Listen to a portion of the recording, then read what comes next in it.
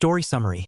After the Wave mission, Naruto takes to his training with the guidance of several items that Zabuza left him. Assassin/Spymaster Naruto. Kenjutsu Fuinjutsu. Chapter 1. Letting the lukewarm water wash away all of his recently accrued stress and grime, a 15-year-old blonde shinobi couldn't help but sigh as the grimace he wore on his face shifted to a look of determination. Naruto Uzumaki had a mission, and he damn sure wouldn't shy away from the task he had been assigned by the last person one would think possible. Zabuza Momochi, demon of the hidden mist and notorious S-rank missing Nin from Kiri. His first mission as a shinobi outside of the Leaf Village that he called home was a complete fiasco, and the young Uzumaki had learned what being a ninja truly meant during that fateful clash on the bridge that had liberated Wave Country. It was there that he had fought for his life alongside his recently formed team, which consisted of Sasuke Uchiha, Sakura Haruno, and Kakashi Hatake. As his merciful enemy Haku had explained to him as he cradled Sasuke's needle-ridden body, the way of shinobi meant the possibility of death to not only himself, but the precious few he cared about. For many years during his sabotaged academy training, he had hated the Uchiha prince with a passion that was wholeheartedly reciprocated. But then it had happened. Sasuke had pushed him out of the way of that deadly attack that came from the powerful ice-using ninja that had later been identified as the same person he had befriended in that clearing after a hard day's work in gaining more strength, and despite everything he could possibly conceive, he just couldn't figure out why. Sasuke told him his body had moved all on its own, but that just didn't make any sense at all to the Jinchuriki. All his life he had been either emotionally or physically harmed by the majority of his home village, due to the fact that he houses a demon fox within him for the purpose of keeping those very same people safe. He couldn't fully comprehend the notion of someone actually defending his life, but running his hands through his messy mop of hair, the young ninja shrugged off his confusion and decided to focus on the matter at hand. His new mission, the mission that he couldn't and wouldn't fail, even if it costed him his life. Yagura, the fourth Mizukage, and the Jinchuriki of the three-tailed turtle. Naruto couldn't understand how someone so similar to him could do what he was doing to the country he ruled over, but in a way Naruto had more of a grudge against his fellow Jinchuriki than Zabuza ever had. Naruto dreamed of being a Kage himself and protecting his home, despite being ostracized and violated during his difficult life, so why would Yagura, after gaining the most prestigious position in the land, squander it by killing off people who had suffered such similar hardships? Haku had been a victim of the ongoing bloodline purges that were a curse to those born different in Water Country, and even Zabuza apparently had been, which was the reason he worked for that bastard Gatu in the first place. He could still remember the man's dying request to him after Haku sacrificed his life to save his, and Naruto moved his battered body next to the young ninja he had formerly regarded as a tool to be disposed of. After dropping the kunai knife Naruto had tossed into his mouth before Zabuza recklessly tore through Gata's hired thugs and plunged it into the shipping magnate's chest, the demon looked to him with a peculiar expression that Naruto couldn't quite place. Was it hope? Recognition? Respect? Naruto couldn't tell for sure, but he damn sure remembered what was said, and what happened afterwards. How could he not? Brat dash, Naruto. Looks like this is the end of the line for me. Take my sword. I can't trust anyone else. With it, and cough cough, and my hideout, northeast of here. Everything I own. Go there and become strong. Stronger than I ever was. The Mizukage, Yagura. He's like you, but you're different. You haven't become the demon that he is. He kills for no reason. So many. That's why I tried. But I failed. You have to kill him, Naruto, or I don't know how many more will suffer from his bloodline purge. Promise me you'll stop him. Naruto could only look down at Zabuza with wide eyes at the man's fading existence in the realm of the living, not knowing how to respond. Then it clicked. Yagura was like him, but he was the cause of all of this. He was the real reason Haku had suffered and joined Zabuza. He was the real reason Haku was dead. Zabuza was just a man with a mission that many people would consider impossible. He could almost still feel the powerful red chakra flowing through his body, augmenting his pathetic ability enough to overwhelm even a shinobi that Sasuke stood no chance against. A shinobi that had disabled Zabuza in a single blow, with nothing but a senbon needle no less. It was then that he could only dumbly nod at Zabuza, who stared into his eyes with a look of content as his voice trailed off even more. Good. Cough cough. Now. Take the kunai and finish me. It's my last request. Don't want to die. because of a wound one of them gave me. It has to be you. Someone worthy. Cough, cough, cough. Naruto instantly protested, but the stern look in Zabuza's eyes stopped his panic and somehow he understood. To Zabuza, who had basically just left him his legacy, dying at his hand was the last small mercy that life would grant him. The blonde hesitantly grabbed the knife after a short while of numb clarity, and he didn't know why the tears started flowing, but they just did. Naruto Uzumaki understood Zabuza Momochi in that fated moment, and the entire world seemed to shift as his hand plunged into the man's heart, almost seeming to move in slow motion. Zabuza in that moment had become something like a father to Naruto, as crazy as it had seemed. Haku had become like a brother or sister, whatever he was. He wasn't betraying the ice shinobi's brave sacrifice in that moment, but instead he was only solidifying it. He was taking the mantle that was Zabuza's purpose in existing, and Zabuza was passing the torch to the only person he could depend on. Him. Blood splattered, soaking Naruto's trembling hand as the kunai dug into Zabuza's chest with little resistance. He couldn't even hear Sakura's cries as she knelt and sobbed over Sasuke's unmoving form, and he didn't even register the fact that Kakashi-sensei had collapsed from chakra exhaustion a minute or so earlier. All he saw was the look of contentment on Zabuza's face as he breathed his final breaths, and the nod the man gave him as he unconsciously uttered the words that he ultimately lived by. "I'll stop him, Zabuza. I give you my word, and I never break my word. That's my ninja way. Believe it." Days and maybe even years seemed to pass as their eyes never faltered, looking directly into each other's souls as flames seemed to fade from Zabuza's eyes and intensify in Naruto's. Then the demon of the mist closed his eyes for the final time, and Naruto didn't think before making a few shadow clones to check on his downed comrades and take Zabuza and Haku to bury them both in the clearing where he first met Haku. After that, he didn't even register the roaring celebration as the freed inhabitants of Wave Country converged on the bridge, or the fact that said bridge was named after him shortly thereafter. He had a mission. It didn't take long his teammates to wake up at all, and none of them had any idea that he wasn't really there with them. He had left a multitude of shadow clones to watch over them all, and since Sakura was strangely subdued, his doppelganger wasn't dispelled from her violent tendency to lash out in anger at him. The blonde was almost emotionless as he eventually found the hideout, emptying it of all its contents in a robotic sort of way. At that time, he didn't even really know what he was grabbing. He just took everything he saw and sealed it into the storage scrolls that played about.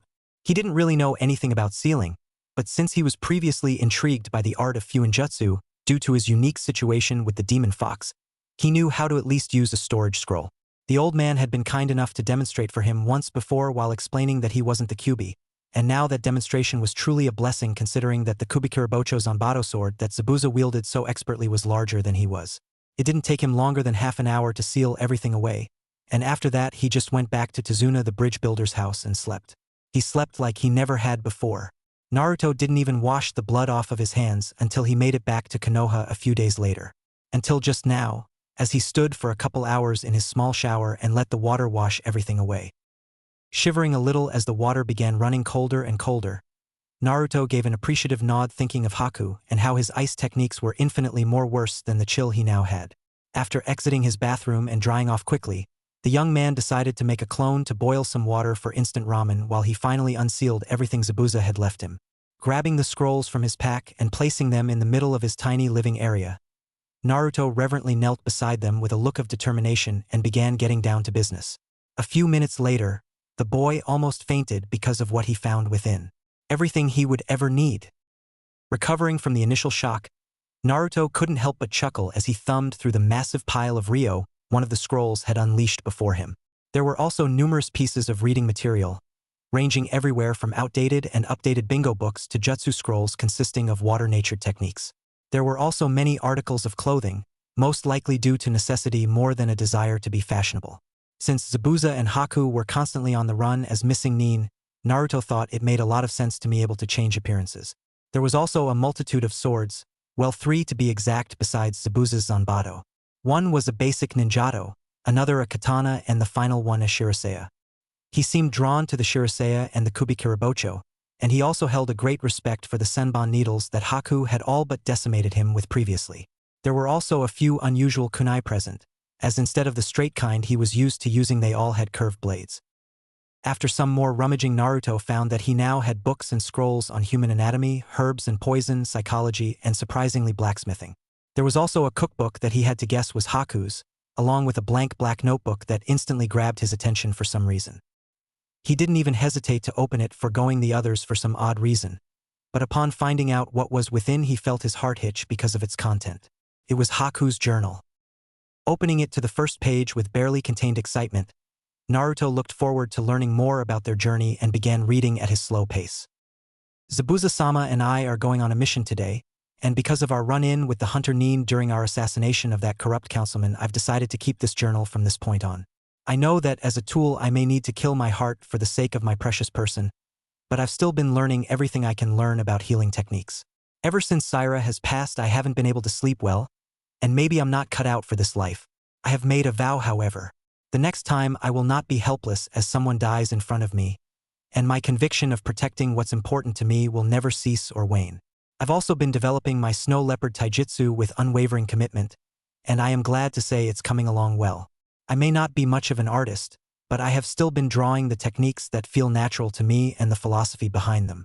I have resolved to make Zabuza proud of my ability, and nothing will stop us from achieving his goals. P.S. The grilled eel and squid we shared was the best I've ever eaten. Naruto hungrily read more and more entries that Haku wrote down, not even noticing the amount of time that seemed to pass. He eventually found something that left him gobsmacked about halfway through the journal, after learning of countless encounters with other ninja and completed missions.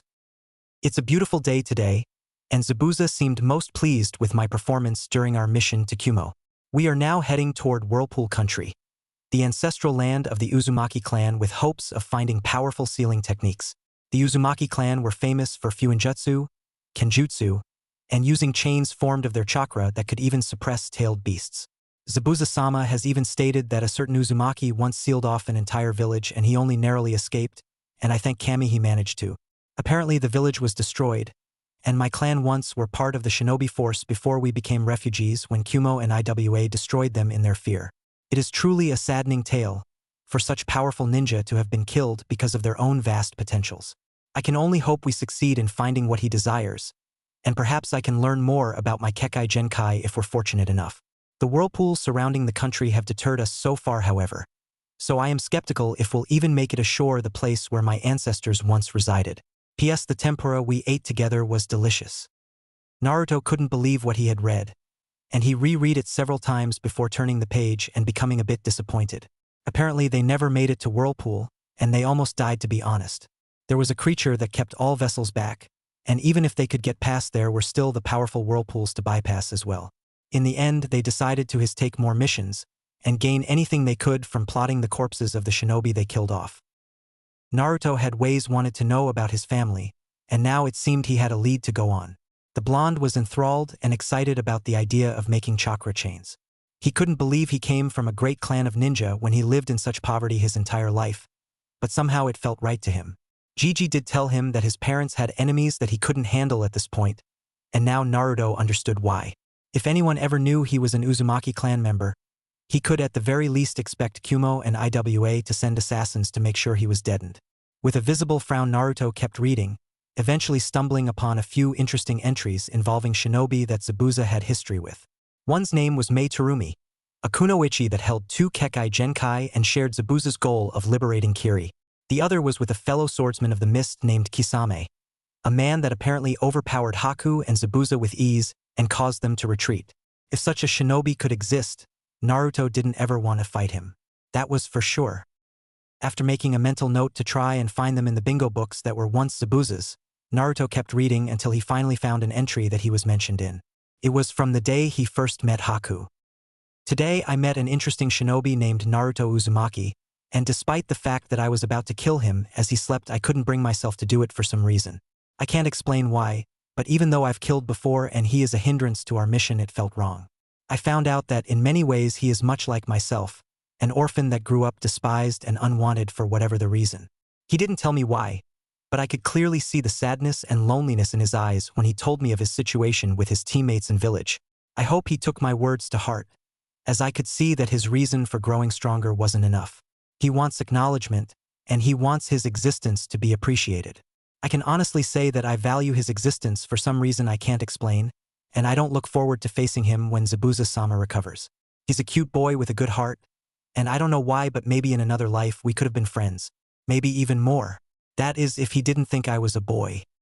P.S. Naruto has the most beautiful blue eyes and yellow hair I've ever seen. The blonde couldn't help but let a few tears loose as he reread the entry again, and the couple afterwards that mentioned him. Haku had apparently been spying on him from afar, admiring the commitment he showed during his self-imposed training to trump Sasuke and master tree walking. The final entry was brief, and Naruto felt his heart almost explode from what he read.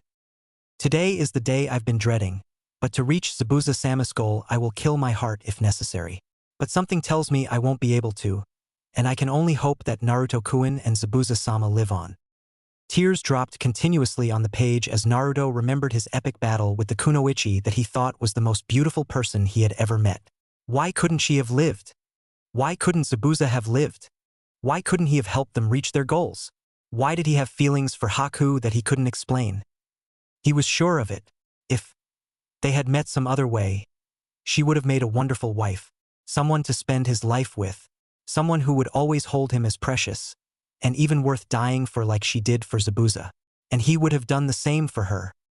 A look of fierce determination was now on his face, the tears whittling away as he reached for a few scrolls with crude illustrations that seemed very familiar. It was Haku's taijutsu, picture and notes that made for a very detailed resource with only the most important points taken note of.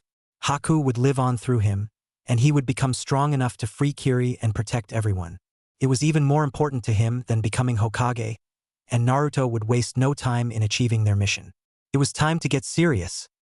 As if on cue, the Uzumaki's alarm clock blared signaling that it was time to head to Training Ground 7, and Naruto didn't even think before creating a single clone to go in his stead.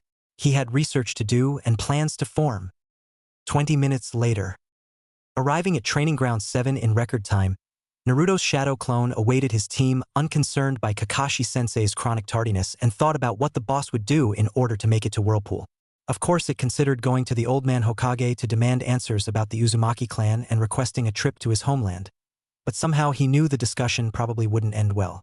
While Naruto may not have been the sharpest kunai in the holster, he had experienced enough disappointment to know better. The old man would probably ask how he found out about the Uzumaki clan in the first place, and after denying his request, Naruto would probably be put under close scrutiny to make sure he didn't leave the village without permission. It was during this contemplation that a flock of crows decided to fly over his prone form, and one of the mischievous birds decided to let its bowels loose at precisely the right moment, dropping a gooey white bomb of feces directly between his eyes. "Damn it, you bastards, get back here." Forgetting his previous train of thought, Naruto was about to try and tree hop and chase the bastards, when an interesting thought popped into his mind. A shit-eating grin instantly plastered itself on his face most ironically, and wiping his face clean with a sleeve, the blonde did a complete flip and began thanking the birds along with Kami. Haku had mentioned in her journal that Naruto's transformation was something unique that she had never witnessed before, and both her and Zabuza were impressed by his performance when he and Sasuke freed Kakashi when he transformed into a shuriken. If he could turn into a shuriken, why couldn't he turn into a raven? If he could accomplish that, then he could just fly to Whirlpool, and he wouldn't even have to worry about the sea monster or the unforgiving waters that surrounded the deserted country. Just as he was about to test his new idea out, Sasuke appeared with his usual moody look and his hands in his pockets. Turning to the Uchiha that had tried to save his life, Naruto actually smiled for once at the boy he used to hate vehemently. It wasn't returned, however, and Naruto couldn't explain why, but he knew something was off with the boy he now considered something of a friend. "Hey Sasuke, what's up?" "Naruto, how did you do it?" Although Sasuke asked the question in a soft voice, Naruto could feel the underlying emotion in the query, although he was genuinely confused. "Do what? How did you defeat that ninja after I saved your sorry ass?" Naruto now looked a bit affronted by the boy's words, and frowning he replied, "I don't know. I guess I just got lucky." Sasuke seemed to briefly be overcome with rage at his answer for whatever reason, and Naruto honestly didn't know why. Truth be told, Sasuke hadn't said anything to him since they returned from Wave earlier that morning, and Naruto had just chalked it up as his usually reclusive disposition. Little did he know that Sasuke had been brooding and wondering about what happened the entire way back, and Kakashi had only temporarily satiated his need to know with an elusive answer that revealed nothing worthwhile. Tensing up and taking a step toward the blonde, Sasuke then declared, "There's no such thing as luck in our world, loser. There's only power. Now that I have these eyes, I'll make you show me your strength, and I'll be one step closer to my ambition." Naruto's eyes went wide upon seeing the red eyes of the Uchiha, and he barely noticed that there were 2 markings in his right eye and 1 in his left before Sasuke charged him. As he leapt to the side, rolled, and righted himself up, it would be difficult to notice the change to the casual observer. While Sasuke clearly was much more skilled in hand-to-hand combat than Naruto ever was, there was a subtle edge about the Uzumaki that only those who've killed moved with. It was as if he had evolved during the crazy mission to Wave Country, with the very first step being his encounter with the Demon Brothers. After that vow he made, clamming up even in the most dire situations was all but non-existent to Naruto. The second step would have been the first encounter with Zabuza, during which his quick thinking had managed to free his sensei from the man's water prison. After that was the dramatic increase in speed after he learned tree walking. But what may have been most effective was what Zabuza made him do. In a way, the 2 of them had given each other the most precious gift imaginable. Naruto had given him closure before his passing, and Zabuza had given him the steel resolve needed to take a life, something that would change anyone no matter what the circumstances. He had given Naruto his first kill, and it was a first kill that left behind no guilt. While Naruto had been surprised by the initial assault that Sasuke launched, he still managed to avoid the jumping roundhouse that would have knocked a grown man unconscious had it landed. The clone had a strange look of emotionless determination, an unknown switch somewhere in its psyche having been flipped the moment Sasuke rushed forward. While it wasn't quite as serious as when he fought Mizuki and defended Irika-sensei, the sharpness of his eyes were quite similar to that occasion. He didn't want to hurt Sasuke strangely enough, but even if he was a clone he wasn't going to stand around and get hit. Not anymore. It almost was as if Sasuke wasn't even there, but instead the only thing there was his mission. Yagura. He didn't even know it, and he probably never would. But this moment was something that had occurred before. In another time before Naruto was even born, this same type of conflict had happened between multiple individuals just like him and Sasuke. The Uchiha's mindset was extremely similar to Naruto's at this moment, as he berated himself and Naruto because of what he had done on the bridge. Sasuke was an avenger and he almost died. Protecting the loser, it was unacceptable, and even though he saw the blonde as a hindrance at first he knew his feelings about Naruto had changed. Naruto was his friend, his only friend. The 2 genin were more alike than anyone would ever know, and both of them were linked together by fate itself to be rivals. Both of them one of the last of their respective clans. Both of them knowing the pain of being orphans. Both of them with a mission to kill. And both of their targets being extremely powerful. But there was a difference between them, something that completely differentiated them from one another. Naruto sought companionship, while Sasuke shunned such a thing. Sasuke was hell-bent on revenge, although he had yet to end a single life.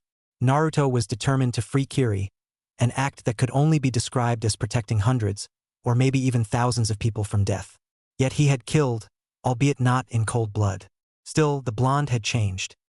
This was first realized when he didn't try to stop the skirmish with Sasuke, or even taunt the Uchiha.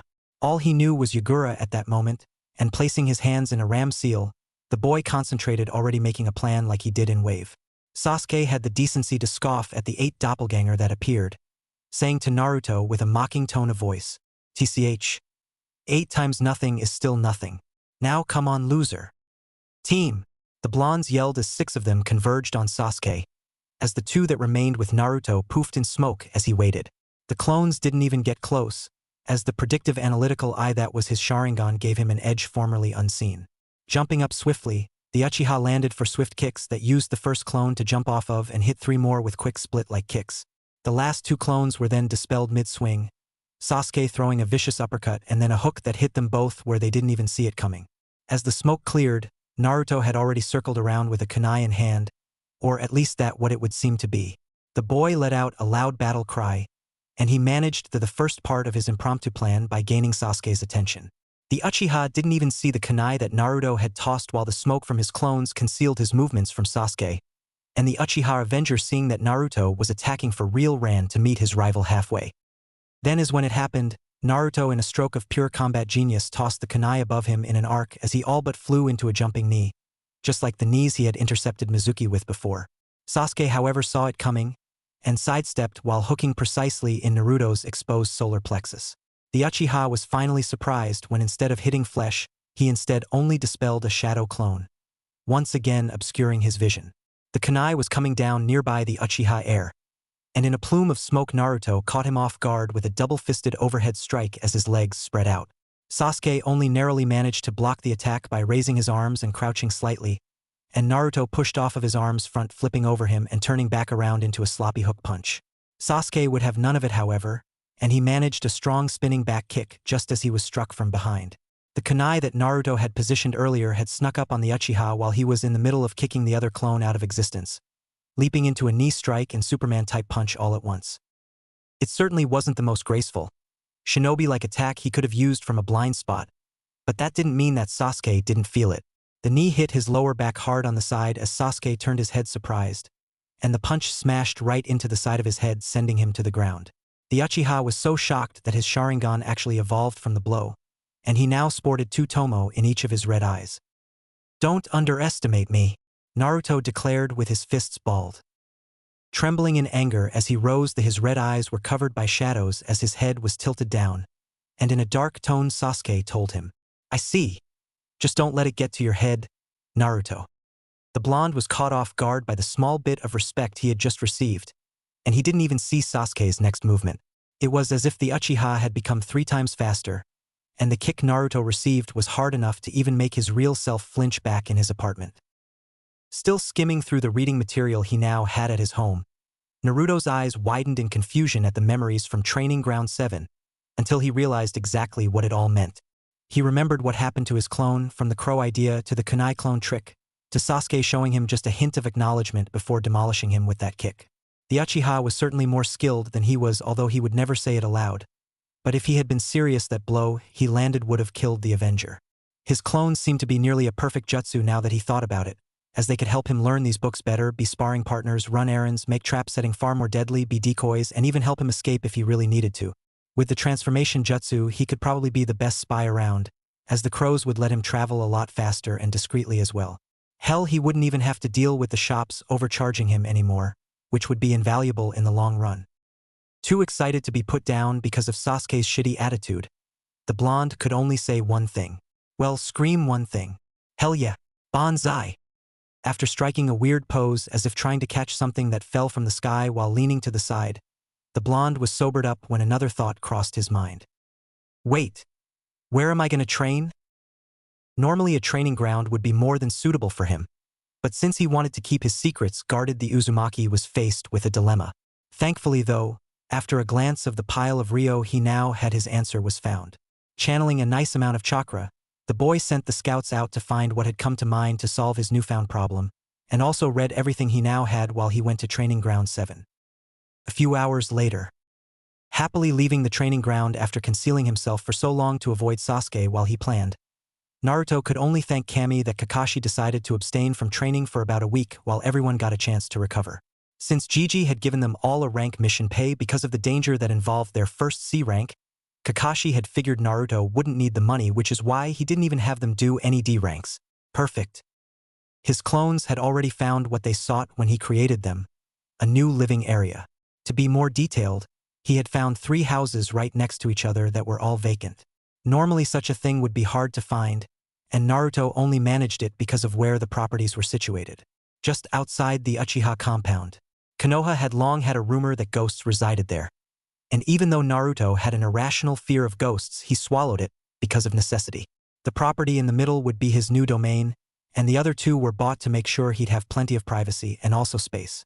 They all had large backyards, a little smaller than football fields with plenty of tall trees interspersed in different places. It helped that they were all fairly luxurious and well kept, or at the very least they shitted on his small apartment. The price he got them for was also a steal because of the lowering property value, and so the future Hokage didn't even make much of a dent in the money he now had. He would still be careful with his spending though, if only out of respect for Zabuza and also because of his experience in living with very little to spend. The middle house would be furnished however, and he now had transformed clones out and about buying couches, tables, paintings, and every other thing he had never been able to acquire with his meager income. He wanted to live with style from now on, and he had a way to do it, so he did it. He'd even finally have a flat screen and a new Tempur-Pedic king-sized bed by the day's end. The blonde didn't even acknowledge Sasuke or ask Sakura out before bolting away, leaving an agitated Sasuke to reject Sakura's advance once again. He wanted to get home as fast as he could to dispel his study clones and grab his scrolls, and the only things he would be taking to his new home would be his plants, his nightcap, and frog pajamas he had received from someone as a present on one of his more horrible birthdays. Everything else would be left, and he'd also be leaving a decoy clone there daily to make sure everyone still thought he lived there. It wasn't a secret where the Jinchuriki laid his head at, and that had also often resulted in his home being vandalized by a few of the Boulder Leaf villagers. No more. Now. He'd live where no one could find him, and he'd always be sure to cover his trail with transformations to keep it that way. 2 hours later. AWW. My aching head.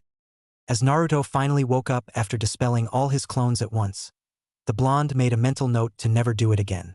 It was like getting hit with 20 flashbacks at once, and the rush of information was enough to nearly put the boy in a coma. He felt like he had been clubbed by Sakura 5 times at once, which was a terrifying thought. After picking himself up off the floor, Naruto began trying to sift through everything he had learned from his brief study that only lasted about 2 hours while he had waited for Kakashi from the shadows. He had begun learning more about the snow leopard style of taijutsu that Haku created, along with the names and effects of all the jutsu the Miss Nin had in their possessions. He also learned a little about poisons, and apparently Haku had favored monkshood, which was both pretty and highly poisonous. Remembering hearing Ino brag about the flower shop her family owned, and how she earned money for new clothes, the blonde decided to go and see if he could buy some later. The snow leopard taijutsu mainly focused on stealth and speed, which was why there were no kata for Naruto to try and learn. Instead, the illustrations all showed various attacks as related to the enemy's position, and it held side notes on everything shown to give examples of what principles were being followed. A good example of this was a picture that showed a ninja crouched down and leaning forward under an opponent striking horizontally. The ninja crouching was stabbing a needle in the enemy's leg, directly in the tendon so as to hamper movement. Then the next illustration showed the crouched ninja rising and spinning behind the enemy, grasping the neck or stabbing the other senbon into the exposed neck or the base of the skull. The style seemed highly geared towards shuriken jutsu, and that was something that Naruto definitely sucked at. It would be even worse with needles, as the boy found out while trying to stick a few into his wall from short distance. They just bounced off, and the other problem was the fact that Naruto couldn't even get 3 needles into each hand. He had no idea how Haku had managed to do so as fast as she did, and it looked like things weren't going to be as easy as he thought they would be because of shadow clones. Leaving his apartment in a rush, the blonde left to his new home contemplating about the issue the entire way there. After making it to his new home in the same disguise he used before to buy the home, he dropped the transformation in the middle of his newly furnished living room, amazed that things had improved so quickly for him. He now had 3 houses, millions of ryo, new clothes, weapons, knowledge of his clan, justice, and even bingo books to learn about other missing nin. Shit, he even had a lead on someone who would definitely help the Kiri takeover, Mei Terumi. Plopping down on his new leather couch as he remembered that his clones were handling all the utility bills, he didn't really pay much attention to all his new possessions and decor, but instead still thought about the snow leopard taijutsu and the kubikirabocho. The huge zanbato would be impossible for him to wield because he could barely lift it, let alone swing it. The senbon needles would be very difficult to use like Haku did, especially with 3 in each hand between his fingers. Haku didn't even pull them out from anywhere, since she just formed them from ice already in her hands. He mused he could try sealing to solve that problem, or maybe he could even try and learn to use ice techniques. There was also the possibility of using shadow clones to transform into senbon. The main problem was that he had no idea how to use ice techniques, despite the fact that it was mentioned that Haku mixed up water and wind chakra to make the element. He hadn't even known about elemental chakra a few hours ago. He just thought you could do awesome stuff if you learned the jutsu. Apparently, he was wrong. Since he had a week off, he'd just have to train himself into the ground like he had done for so long, except now he had material to study instead of just improvising. He'd need to strength train in order to use Zabuza's blade, and he could handle that personally since he didn't think his clones doing strength training would accomplish anything. They definitely could help him learn taijutsu, ninjutsu, and study though. Walking out to his backyard and examining the scenery, Naruto let out a sigh of contentment and thanked Zabuza for everything. He wouldn't be failing in his mission, and he knew the longer it took then the more people like him and Haku would die for no good reason. He noticed one thing about his new housing though, and if he wanted to be able to train in his yard it'd have to be rectified as soon as possible. There was no water whatsoever, unless you counted the faucet for the hose on his cozy patio. Maybe he could change that. He did have the ryo after all. A little later, Yamanaka Flower Shop. While he had a few clones that were currently digging a very large hole in his new backyard, Naruto decided to go to the Yamanaka Flower Shop and see if he could score some monkshood, aka Wolfbane. He honestly wasn't the type to use poison in battle normally, but something that Haku had written stuck firmly to him and ingrained itself in his beliefs. You use everything at your disposal to get the mission finished. It could probably cover a broad scope of things that pertains to life in general, and Naruto saw that many of the principle Haku spoke of follows along those lines. Your disposition in battle should be the same as your everyday life. That's why neither Haku nor Zabuza took an actual combat stance when they fought. They just stood normally. It was actually quite scary when Naruto thought about it. He could just imagine walking by someone on the street and then suddenly being killed by the unassuming assailant. Haku apparently had killed quite a few people using this exact method, and disappeared shortly thereafter. There was also the fact that not taking a stance gave nothing away about how you fought. If you saw a person take an obvious wrestling stance by squatting low with open hands, it'd be safe to assume that they utilized grappling technique.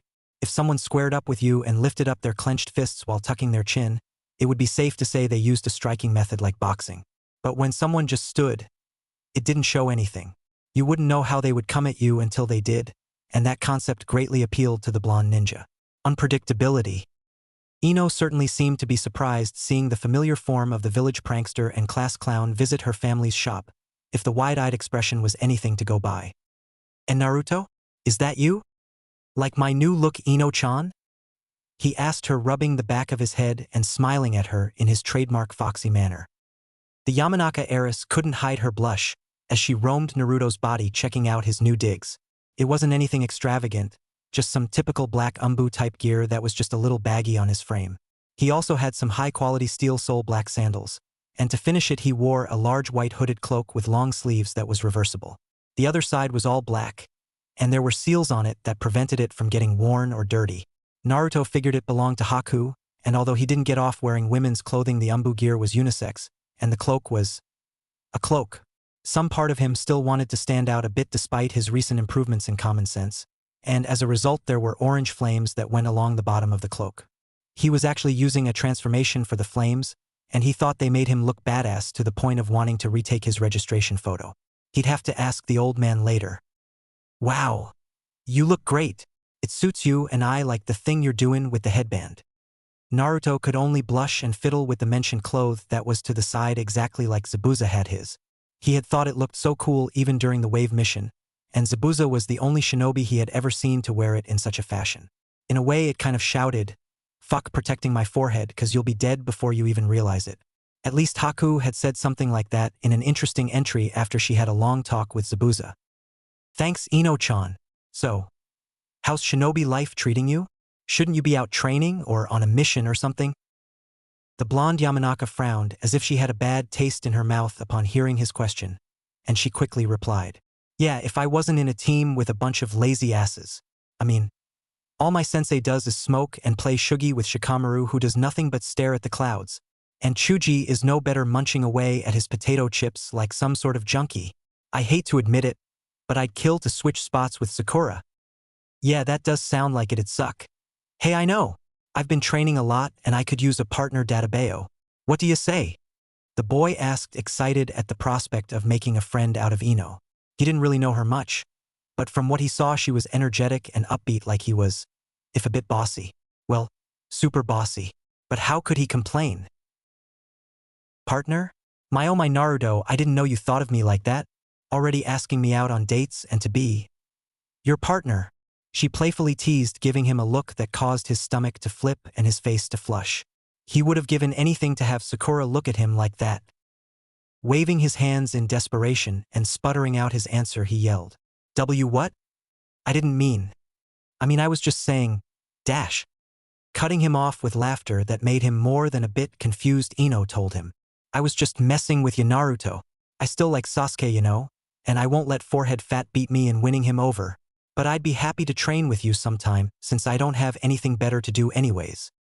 Not even being put down by the fact that she liked Sasuke, and basically said if she had something to do she wouldn't join him. Naruto smoked brightly, saying, Great, I can't wait, Databeo. By the way, Sasuke hasn't even acted like Sakura exists honestly, and after our last mission, which was insane, he'd gotten even worse. I don't think he likes anyone at all. The team. Pouting at Naruto's insult of her crush, she didn't say anything about it, but instead questioned him about what he meant. What do you mean? What mission? Naruto then gave her the rundown of everything that happened in Wave, except for his relationship with Haku and Zabuza. He also told the amazed girl about what happened when they returned, and how Sasuke unlocked the Sharingan and saw him as a rival. A bitter rival. Wow, he must be so strong to fight missing Nin like that. And he unlocked his Sharingan? That's so cool. I bet he looks so hot with red eyes. Naruto, nearly vomiting on the spot from Ino's powerful fangirlism, decided to move along before his ramen found its way out of his stomach. Hell, the thought of Sasuke being hot nearly made him hurl up something from deep within his intestines. Something undigested and putrid. It was time for him to go. Ino-chan, I was wondering if you guys sold any monkshood here? I was trying to get a whole lot of it to plant around my yard, and I also wanted any books you have on growing plants too. The girl looked truly surprised by his requests, but she seemed to understand why he would want the poisonous flower that was her favorite because of its color. After calming a little, she told him, "You're damned right, we got it. It's my favorite after all. Just come by tomorrow and I'll have some grown a little for you. It takes a little time, but I can handle it. There are books over there if you want to check 'em all out." Looking confused and more than a little curious, Naruto asked her, "Wait, what do you mean you'll have enough grown a little tomorrow? Shouldn't it take at least a couple weeks?" Smirking at Naruto's confusion and feeling a bit elated due to hearing about Sasuke rejecting Sakura, Ino decided to inform Naruto a little bit about Yamanaka-style horticulture. Well, normally, but plants use energy from the sun to grow. We feed our plants chakra-rich water and it speeds everything up. It takes a lot of chakra, but I'll have some sprouts for you before you know it. As an image of the first Hokage flashed in his mind's eye, Naruto started creeping Ino out because of the shit-eating grin he got as he turned and went to search for books. Kukuku, get ready for plant release, Naruto. A day after leaving Yamanaka Flower Shop, Naruto could be found doing a multitude of exercises in his revamped training regimen. He honestly just made up some new exercises by combining a few of them in different ways, and so he was now doing crunches while standing on the side of a tree in his backyard. The other thing he had been doing was squats while lifting the kubikurabocho above his head. He figured that the best way to get used to it was just to train with it all the time, and so he had been up and at it since early in the morning. His clones from the previous day had finished the hole for the in-ground for the pool he was trying to make himself to practice in, and so he was now waiting for some clones to return with supplies and instructions from the pool supply store on the other side of the village. He had seen a few pools around before, and he thought they were made of concrete whenever he gate-hopped and snuck in when no one was around. It seemed being such a troublemaker had benefits after all. He still hadn't tried all of his jutsu yet, and he was looking forward to it after his clones that were scattered about finished their task. A fence. A huge fence of epic proportions. His trip to Yamanaka Flower Shop had resulted in more than just flowers and poison, as the blonde had inadvertently stumbled upon his first jutsu that he created. After asking Ino about different types of plants, the conversation had eventually shifted to bamboo, which Naruto was absolutely fascinated with to the point of focusing completely on it. While he had seen various architecture that utilized the hardy grass, he didn't know just how perfect it really was. On one hand, bamboo, even without chakra boosting its growth, could grow 3 feet a day. 3 freaking feet. When you considered the fact that it was nearly as strong as steel like Ino said, and a deadly cyanide was produced when its cells were destroyed, then it was just great. While Naruto didn't understand much about cells and things like that yet, Ino had dumbed it down enough for him to understand that they were like building blocks, so if you hurt the bamboo then a toxin would be produced. The ideas had exploded from Naruto like diarrhea when he drank that spoiled milk a few times, and his unconventional thinking had already thought of so many uses for it. First off was a tall fence around his yard, tall and thick enough that no one could see inside unless they trespass. The second idea was traps. If he could drop seeds on the ground during battle and grow them out quickly, he may be able to use an attack like Haku used when she made ice spikes shoot from below. It could be used in direct attack too if he could manipulate how the bamboo grew so that it shot at an angle that would skewer the enemy. Lastly, it would definitely be a great defense if it was as strong as steel. He could just imagine the look on Sasuke's face when he shot a fireball just to have it blocked by Naruto's bamboo barrier. A large flaw he saw was that he needed some water to do it, but he found out that his chakra was so powerful that bamboo grew almost immediately even from seeds. It would sprout at a slightly tilted angle and would stretch beyond his height within a second and keeping going. He knew it wasn't Mokuton, the first Hokage's famous bloodline that allowed to trees and plant life to be grown. This was just him growing a plant from a seed and manipulating it a little with his chakra, an energy source that was more concentrated than the sun's rays. He started to bend it with his chakra, and he found that it was actually easier for him to do than sticking a leaf to himself. Kakashi said that Naruto had more chakra than anyone in the village, and seeing that the larger techniques were easier than the small ones Naruto knew, he needed to work more on his control. It was fortunate that a few chakra control exercises that Haku had written about mentioned water walking, along with Haku's water and wind manipulation. When his pool was made, he'd be working on standing in water using his chakra, until he could do it on the tips of his toes. Then after that, he'd have to try skating on his toes while using chakra to increase his speed and fluidity in movement. It was actually a part of the footwork of the snow leopard style to distribute weight in every part of his feet in differing methods for adaptability and transition and balance. Standing on one leg and doing squats was an important exercise to do, and spinning while moving the body like it was water was too. Crashing waves should be envisioned, as if you were the ocean itself when you twisted and bursted forward. Haku also wrote of something that blew Naruto's mind, to the point where he could integrate it into everything he did. It was like the figure 8, but you should envision it overlapping with itself in every angle. It was like an 8 that was crossed over itself 4 times like X and plus. Then there was another that was 3-dimensional, as in coming toward you and going away from you with dips and rises. It was supposed to let you come from limitless angles once you learned to link attacks together so that you could do multiple X-cutting attacks at once. Not just cuts but stabs could also come from these angles, and this left Naruto with a lot to build off of. Haku didn't really use a set style, she kept developing it using techniques that worked for her, something that Zabuza encouraged. After a little reflection, Naruto knew that he would do the same thing, especially considering the Sharingan. If Sasuke somehow stole his moves later with the oh-so-great Sharingan, then he at least wanted to be able to kick his ass and switch styles. He was trying to figure out how to ask Kakashi-sensei to help him without getting rejected though. His shuriken jutsu just needed work. Flat out. Still, the blonde was making phenomenal improvements, especially considering that he could now do the shadow clone jutsu with a half seal. The problem was that it took him about 4 seconds to gather and focus the chakra, and if he released it wrong, then if he tries to make 5 clones he'd only get 2. At least he could do it, and that was pretty much thanks to the dozen-plus clones he had training the technique. Going through a series of attacks on his clones who were moving slowly, he was sure to move precisely so he could make sure he was striking the right targets. If you held a senbon in your hand and let the tips come out if both ends, then you could attack with the 2 points in the same swing. This was for efficiency, so that in essence you were supposed to attack and defend simultaneously while pushing forward and around the enemy. Once a weak point was identified based on positioning, you could then attack or feint using the legs to attack while using the needles as projectiles. It was basically an aggressive counter-attacking style, which was a perfect match for the Uzumaki. He had been purely attack and dodge before, but now he was learning much more, as Haku believed defense was more important while learning than attack.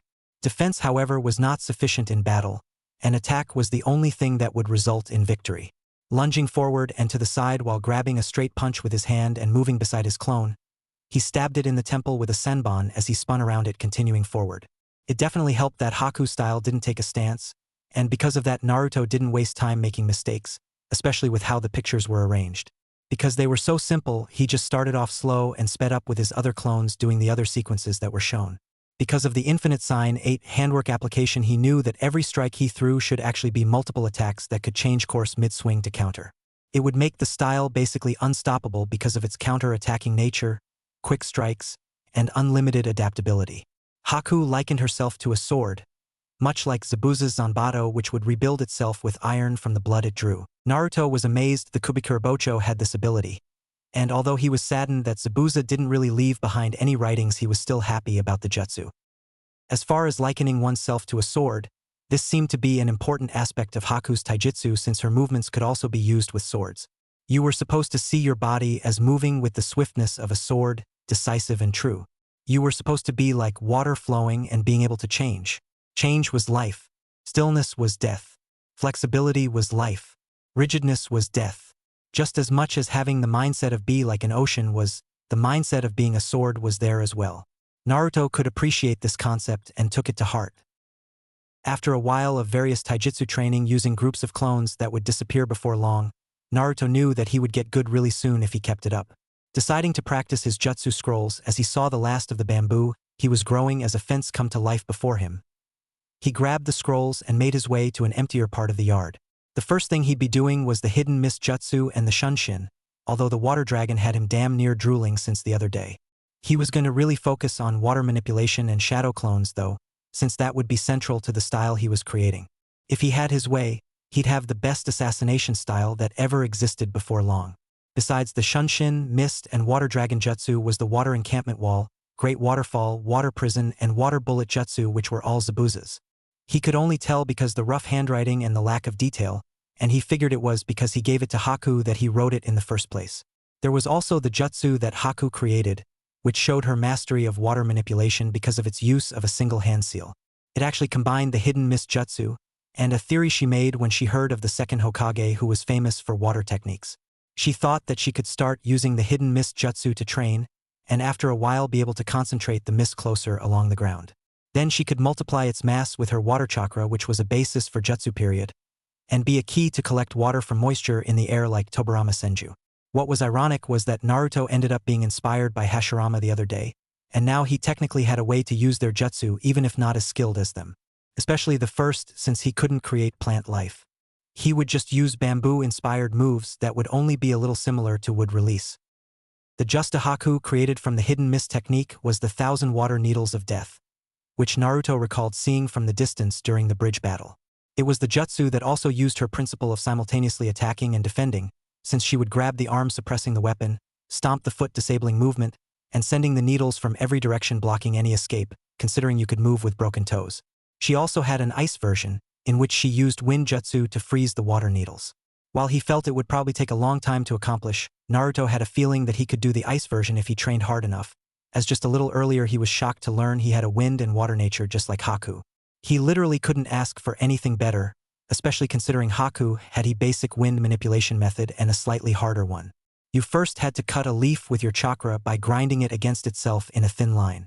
After you cut the leaf, you were supposed to cut into a mud cake, and then rock eventually. Naruto also considered that after rock you could try steel, but he'd have to see about that later. He had clones attempting to cut the leaf, and he also had a clone in his kitchen using the sink to saturate the water inside with chakra. Then he'd have to try moving it around in different ways, and eventually be able to hold an orb around his hand. This was also the basis of the water prison, although the orb was a lot bigger, and you were supposed to force water down the enemy's lungs, although if they used their chakra to block it you would have trouble drowning them. He even had a clone in the bathroom attempting to saturate the water in the tub through his feet, which was very difficult. That would be key in learning the water dragon and the great waterfall. Naruto also had an interesting idea with seals concerning water, and so the blonde found he had his hands full. Good thing he had clones. The first attempts were all busts. The hidden mist jutsu didn't look very hard, but the lack of control Naruto had really made it difficult for him. He quickly decided to make clones and have them to train, however, because of an interesting thought that popped into his mind. Kakashi said Naruto had more chakra than the Hokage, who was the strongest in the village. He also said the smaller your chakra, the easier to control, which explains Sakura's ease in completing tree walking. Since his shadow clones split his chakra up, then he should be able to learn the jutsu quicker because his clones would have less chakra to have to guide. He couldn't find any flaws in the logic, and so he kept on pushing himself in his strength training. Lifting the Zanbato above his head would probably be hardest, but then again he felt swinging it and then reversing its path by swinging it back the other way would be really difficult too. He didn't have any kata to use or even techniques from Zabuza. He did remember when Zabuza threw the sword at them, nearly decapitating his whole team and Tazuna at the same time. He also recalled the spinning back kick that he caught Kakashi-sensei with, as well as the way he stood behind his sword and guarded sometimes. That was all he had to go by, however, but he had a hunch that using snow leopard style would work fine with a few tweaks. He just needed to get stronger. A few hours later. Knock, knock, knock.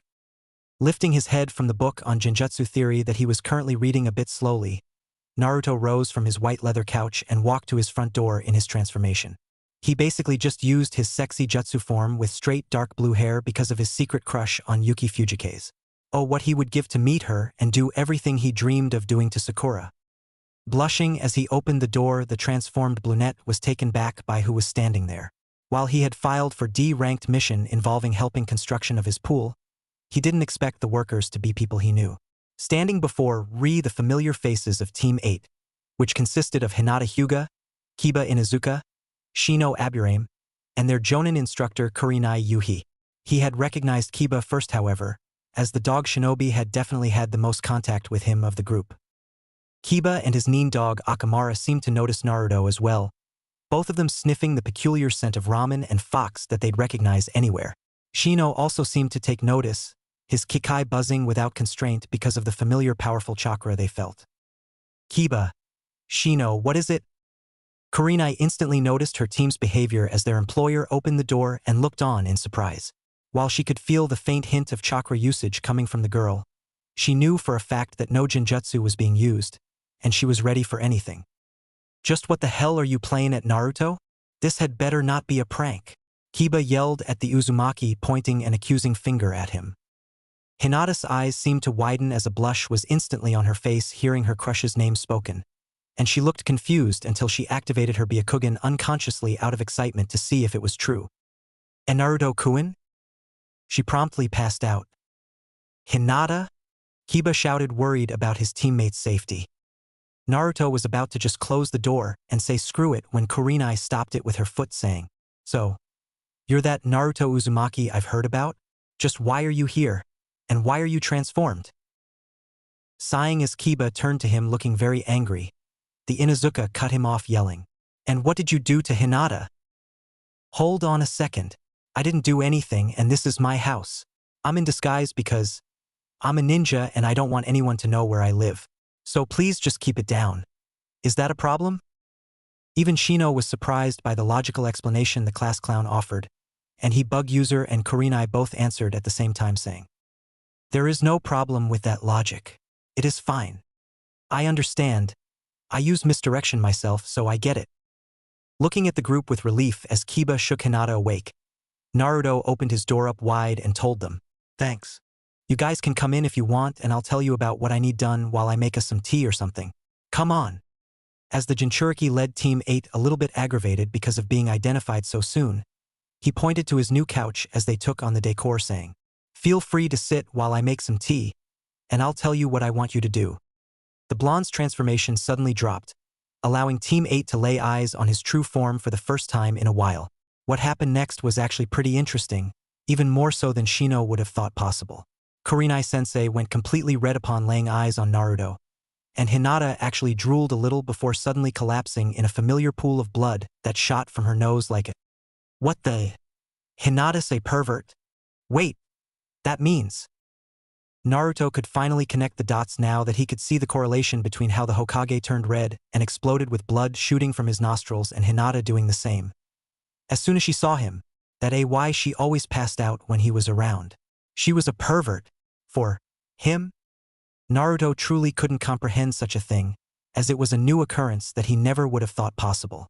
Hinata wasn't really weird. She was just some sort of shy pervert for him. And as Naruto looked at the beautiful form of her sensei, he saw that she was red in the face too, with her mouth slightly slack. A small dribble of drool could barely be seen on the corner of her mouth, and her eyes were glazed in nostalgia mixed with lust. No one knew about her lifetime crush on the fourth Hokage, the man who she had a thing for ever since she was a little girl first learning to be a kunoichi. She had just been jailbait then, and Minato Namikaze never really reacted to her attraction to him the few times she saw him in person. Naruto was exactly like the fourth as far as his features went. The whisker marks were different though and gave him a cute and unique look. His hair was nearly the same. His eyes were a different blue than the cold, calculating eyes of Minato. All in all, while very similar, Naruto had a more rough and tumble look about him, and she thought that while the fourth was more stunning, Naruto was very attractive himself. She could only just stare at him as her mind slowly rebooted as Kiba and Shino observed everything. She was busy imagining how he'd look after a few more years, and the images her creative mind were conjuring were enough to make her a little bit wet below the belt. Anyway, I need you to help me place cinder block around the inside of this hole I made in the backyard, and then we'll have to use some cement to line it evenly. At least that's what the pool guy said. I just wanted to be sure I followed the instructions right, because this is very important to me. That's why I asked for someone help. He explained as he placed his hand in a half-ram seal and used the shadow clone jutsu to make them some tea and make sure the supplies were ready. Kurenai just nodded dumbly, not trusting herself to speak. And since Shino nodded and Hinata was unconscious, Kiba spoke up, looking at Naruto with a peculiar expression. "How did you do that, dude?" "Do what?" Naruto asked, oblivious of what Kiba spoke of. Kiba had definitely seen the way Kurenai looked at Naruto just now, and although he instantly went into denial because of her attraction to the dead last, he felt the need to assert himself in front of her. How'd you make real clones with a half-seal? You were the dead last in the academy? Was that all just an act? Naruto, looking taken aback, not fully realizing how difficult the feat really was, schooled himself and decided he'd look cool and go with the flow. Maybe I was. I mean, I am a ninja and ninja have their secrets, right? I'll just tell you to never underestimate me, Databeo. Oh yeah. Well, even if you were faking that doesn't mean you can take me. Kiba declared, trying his best to radiate dominance and make Naruto intimidated. Kiba, stop being rude to our client, this isn't the time and place for that. We're on a mission, remember? Kurenai scolded the Inuzuka, who was busy puffing his chest out and staring down Naruto. No, it's alright, Kurenai Haim. If it's a fight he wants, then you guys should come train with me and Ino in a few days. I'll show you just how strong I really am, Kiba. Believe it. Hey, don't call her that, dead last.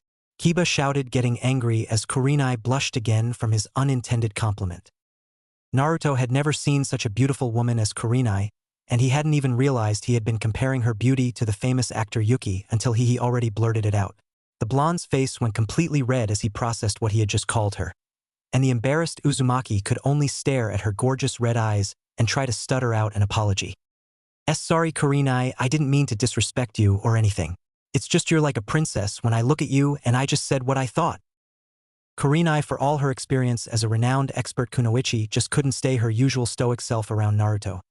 Her fangirl days crashing back into her full blast because of his resemblance to the fourth. It didn't help that Naruto had just called her princess. Twice. And the thing about it was that he said it without thinking. The genjutsu expert almost wanted to jump the Uzumaki in a very Anko-like manner, but she managed to barely contain the blush and warm feeling that was spreading in her core. She needed to get a grip. She was 10 years his senior, for Kama's sake. For some odd reason, that kind of turned her on even more, and she had to turn away from Naruto to give her reply. It's fine, Naruto-kun. Thank you for the compliment. So, a pool, you say? She had to thank Kami when the kettle began to whistle, distracting Naruto's eyes from roaming her body like he was doing. She saw how he looked at her, gazing at her hair, eyes, and curves that many men in the village likened to that of a supermodel. It was refreshing to see a man appreciate something other than her breasts and ass, and Naruto had spent most of his staring looking at her eyes and face as if in a daze. Yep, and I need it finished ASAP. I can supply plenty of clones though, so you guys don't need to work unless you want to. I just wanted to make sure it gets done right, you know? He answered cheerfully, going and preparing the tea in the new tea set he had bought. Sounds fine. Hinata can even use her Byakugan to make sure everything is even. We can start when Hinata wakes up, okay? Great. What's a Byakugan, by the way? After Kurenai explained about the Hyuga clan Kekai Genkai that allowed 360-degree vision and telescopic sight, along with chakra vision, Naruto looked fascinated at the prospect and wondered how effective their gentle fist really was. They ended up discussing many of the other clans of the Leaf, with Kiba boasting about the Inuzuka and Shino only giving a very short explanation of the Aburame, in which he just said, "We use our parasitic insects for combat and espionage." Naruto, while a little bit weary of a bug hive inside of his home, still thought it was kind of cool, and voicing his opinion to Shino, he managed to sort of make a friend out of him. Shino even invited him to join him in searching for new insects, and Naruto, being Naruto, just couldn't refuse.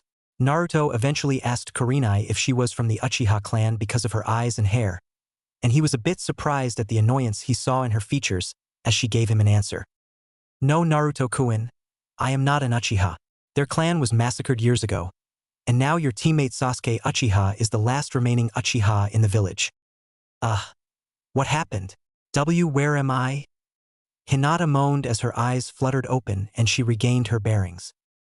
Naruto didn't know exactly what to do and so opted to just give everyone their tea and go outside, telling them he was ready when they were. Truth be told, he was exceedingly nervous around Kurenai and Hinata, as he was staring to crush on Kurenai and Hinata was apparently a pervert for him. What was he supposed to do? A few images of fondling Hinata and Kurenai at the same time while they kissed each other materialized in his head, and Naruto knew one thing for sure. Crushing down his perverted thoughts, he knew this was going to be a long day. For days later, it was early afternoon at Training Ground 8, and Naruto Uzumaki was waiting ecstatic at the chance to train with his new friends. He had been training 24/7 because of his clones working around the clock, and even now his large square and ground pool was full of training doppelganger. While it was only 5 feet deep, that was actually perfect for what he was using it for, and it wasn't swimming. During the last 4 days he had learned the Shunshin, Hidden Mist, and Water Bullet Jutsu, but the other law were significantly more difficult. The Water Dragon actually took like 40 seals to complete, and Naruto hadn't even memorized them all yet to even try it. His water walking hadn't improved like he thought it would, but at least he was staring to get a foothold before he fell inside. Or at least his clones did. Naruto had been training his strength by wielding the Kubikurabocho and his speed by practicing Shunshin. The body flicker didn't have an explanation for its normal usage, as Zabuza must have just explained it to Haku and gave her the scroll with the instructions. As a result, Naruto didn't know that it was normally used just for simple transport, and rarely in combat. As a result, he had been using the technique as much as possible with the intent to use it in combat, which had led to more than a few hard impacts with the trees in his yard and the bamboo surrounding it. Still though, the fact that he could now disappear and reappear in a burst of speed greatly increased his ability, although his vision lagged and it took a moment to coordinate himself to attack.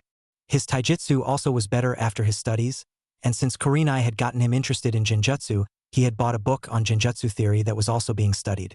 He had been so busy that he hadn't even read through the bingo books yet, instead choosing to use all his clones to make himself better. It was only today that he had decided to crack the books open, and he had a clone going through all the issues that Zabuza had been collecting for Kami knows how long. As everyone began to show up one by one, Naruto could only grin thinking about how he would show them just who would be the 5th Hokage. Practically bouncing around in excitement as Shino arrived, Naruto greeted his bug using friend loudly with a smile and a wave that was returned by a simple nod and stoic good afternoon. The two of them barely got to talk about fire ants, which Naruto brought up when Hinata appeared, and even though Naruto was at a loss for what to do about her, he gave her a warm greeting like he had just given Shino, and she slumped to the ground again. It was actually much worse than it had previously been. Ever since Naruto had changed outfits, she couldn't even be conscious in his immediate vicinity. A minute later, Kurenai appeared in a swirl of leaves, greeting the two genin present, and automatically went to check on Hinata. The only reason Naruto hadn't was because Shino had assured him her vitals were fine, and he didn't want to get close to the girl he had been having dirty thoughts about. Kiba and Ino seemed to arrive at nearly the same time a couple minutes later, and so now that everyone had arrived it was time to get things underway. Hinata started coming to after a while, and Kurenai, seeing her young charge awakening, finally joined the group of genin before anything started prematurely. Kiba and Naruto were already butting heads, and it didn't help that Ino had jumped in taking Naruto's side and calling Kiba dog breath. After Kiba responded saying she was a useless fangirl, Kurenai sighed but still addressed them all saying, "Alright, settle down. Since Kiba challenged Naruto and he accepted, I suppose we can start with sparring so that they can test each other's strength. The only rules I'll place are no crippling and fatal attacks. So jutsu are allowed but only non-lethal force. Understood?" Naruto, giving a nod with a look of determination, began walking to the center of the training ground at a quick pace, with Kiba doing the same, and the Inuzuka was sizing the blonde up the entirety of the short walk with a scowl of distaste. He was looking forward to knocking Kiba down a few pegs, and even though Kurenai was Kiba's sensei, she found herself a little thrilled to see what Naruto was capable of. Ino was loudly cheering the blonde on since she wanted to see Kiba get his ass hooped too, and Shino was watching their every movement with an analytical "I was curious" of Naruto's true skill. He himself had held back a lot during the academy, to the point where he was quite sure he could defeat Sasuke Uchiha even though no one else knew he could. Hinata was quiet as well, but she was just nervous and hoping that her crush didn't get hurt. "You ready to see who's top dog dead last?" The brazen Inuzuka taunted his rival in stealing Kurenai's heart. "Bring it on, Kiba, but do me a favor and actually be serious. I'll warn you again, don't underestimate me." Naruto shot back with a glare while cracking his knuckles. "Like I need to. In fact, Akamara, go and watch while I show this loser who's boss," he declared, ordering his Nin dog partner to the sideline, who gave a bark in the affirmative. No more words were exchanged as Kiba dropped into his stance by crouching down with his fingers taut, ready to use his claws, bouncing on his toes, ready to strike. Naruto just stood normally, although he turned his body to the side so that he was harder to hit in his center line. Haku had repeatedly mentioned this in her taijutsu writings, since many of the targets she often went for were along the center of the body where many of the weak points were. After Kurenai gave them the okay to start, Kiba immediately dashed forward, leaping into a few swift claw swipes that came from the side and upward, and Naruto could only sidestep, sending a nicely aimed low side kick that hit him hard in his thigh. Kiba did manage to graze Naruto, however, and the Uzumaki now had a scratch on the side of his neck that was shallow, although the steel soles and Naruto's sandals made his kick more effective, and this was seen when Kiba stumbled a bit in pain, until he squinted his eyes in anger and began growling. Then the dog boy redoubled his assault, and Naruto was so hard-pressed by the unorthodox flip kicks and swipes that all he could do was try and evade them. Kiba certainly wasn't a pushover, and Naruto kind of thought that in some ways he was a better fighter than Sasuke was.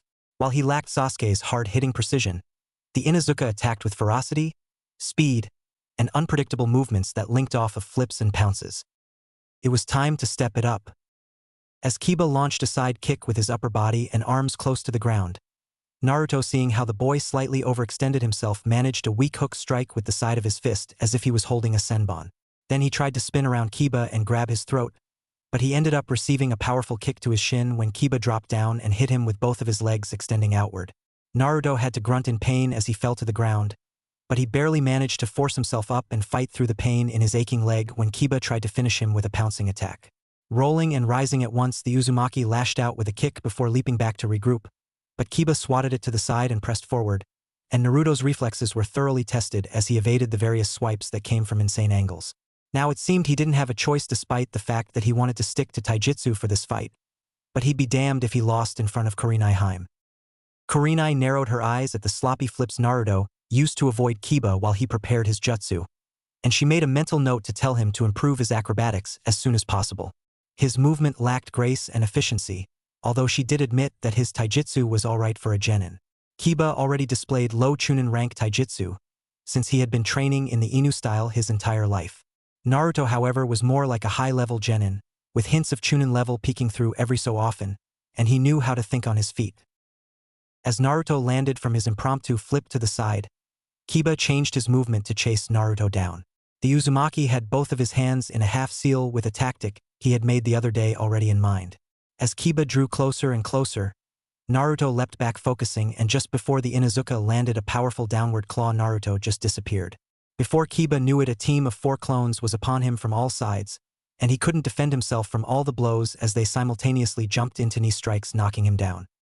Everyone was surprised by the outcome, especially Ino, who had begun to shout in glee at seeing the dog breath boy get his block knocked off.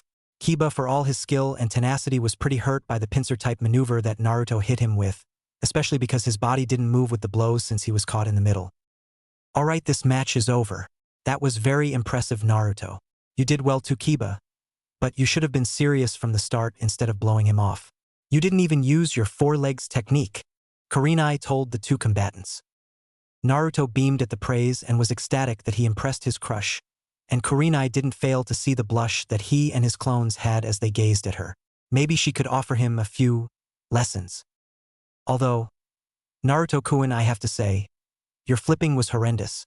You really need to work on your acrobatics, but if you want I could give you a few lessons sometime later, okay? She suggested, barely managing to stop herself from blushing because of her hidden agenda. Thanks so much, Kurenai-sensei. I promise I won't waste your time. And I never break a promise. That's my ninja way. Oh yeah, I wanted to show you this new genjutsu I created. I know you're the best in the village, so I want your opinion. Naruto, excited, declared, his blush fading a little as he gave her his trademark foxy smile. Excuse me, Naruto-san, but I would also like to test myself against you before you demonstrate your new technique. Shino cut in just as Kurenai smiled at Naruto and was about to tell him to show her. She wasn't bothered by Shino's interruption, however, as she was actually a little curious about who would win in a spar.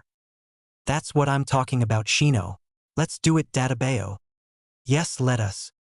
Shino calmly walked to the center of the field while Kiba pulled himself up with a grimace, and Ino asked Hinata who she thought would win between them.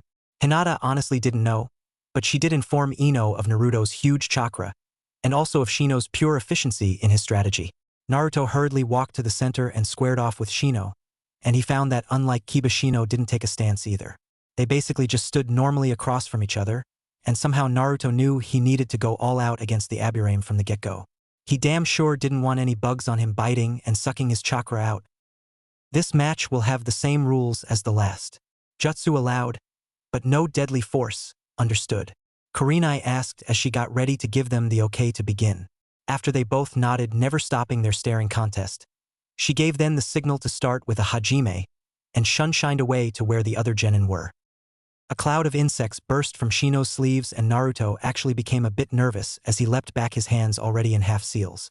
Shino seemed to notice his disposition and decided to launch a little psychological warfare. It would appear that you are afraid of my Kakachu. Why would I think so? Because I can see the fear in your eyes. Just forfeit and I won't have to send them upon you. His menacing and monotonous voice actually did manage to shake Naruto up a little bit. But the Uzumaki schooled himself and instead gave a shit-eating grin as he began going through a few hand seals for the genjutsu he created. It was actually inspired by both the hidden mist jutsu and the fact that in an interesting entry where Haku spoke of her training with Zabuza, she mentioned he had a chakra shroud that she could actually see. It was wild and untamed like a demon in physical form, and Zabuza's killing intent seemed to skyrocket, which hampered Haku's thinking to the point where she was easy to defeat. Naruto learned a bit about killing intent surprisingly from the taijutsu pages he studied, as it was an integral part of silent killing, which was an integral part of the snow leopard taijutsu style. And so after a little trial and error, he had managed to learn how to manage his spiritual energy by itself, and it only took him imagining the people who used to torment him hurting the people he cared for. Of course, he had to channel a large amount of chakra for more potency, and because of his massive reserves and considerable experience in receiving hatred from others, it wasn't hard to tap into his emotional self, especially with his vivid imagination. Right now he was imagining Kurenai being hurt, and although the anger was somewhat forced, the feeling was real as he thought about what he'd do to the idiot that hurt her. And then it happened. The pressure was unbelievable. While it may have been a little weaker than Zabuza's own massive intent, that didn't mean that any genin or even chunin was ready to handle it. Especially a genin with a hive of insects that were instinctual and affected his disposition.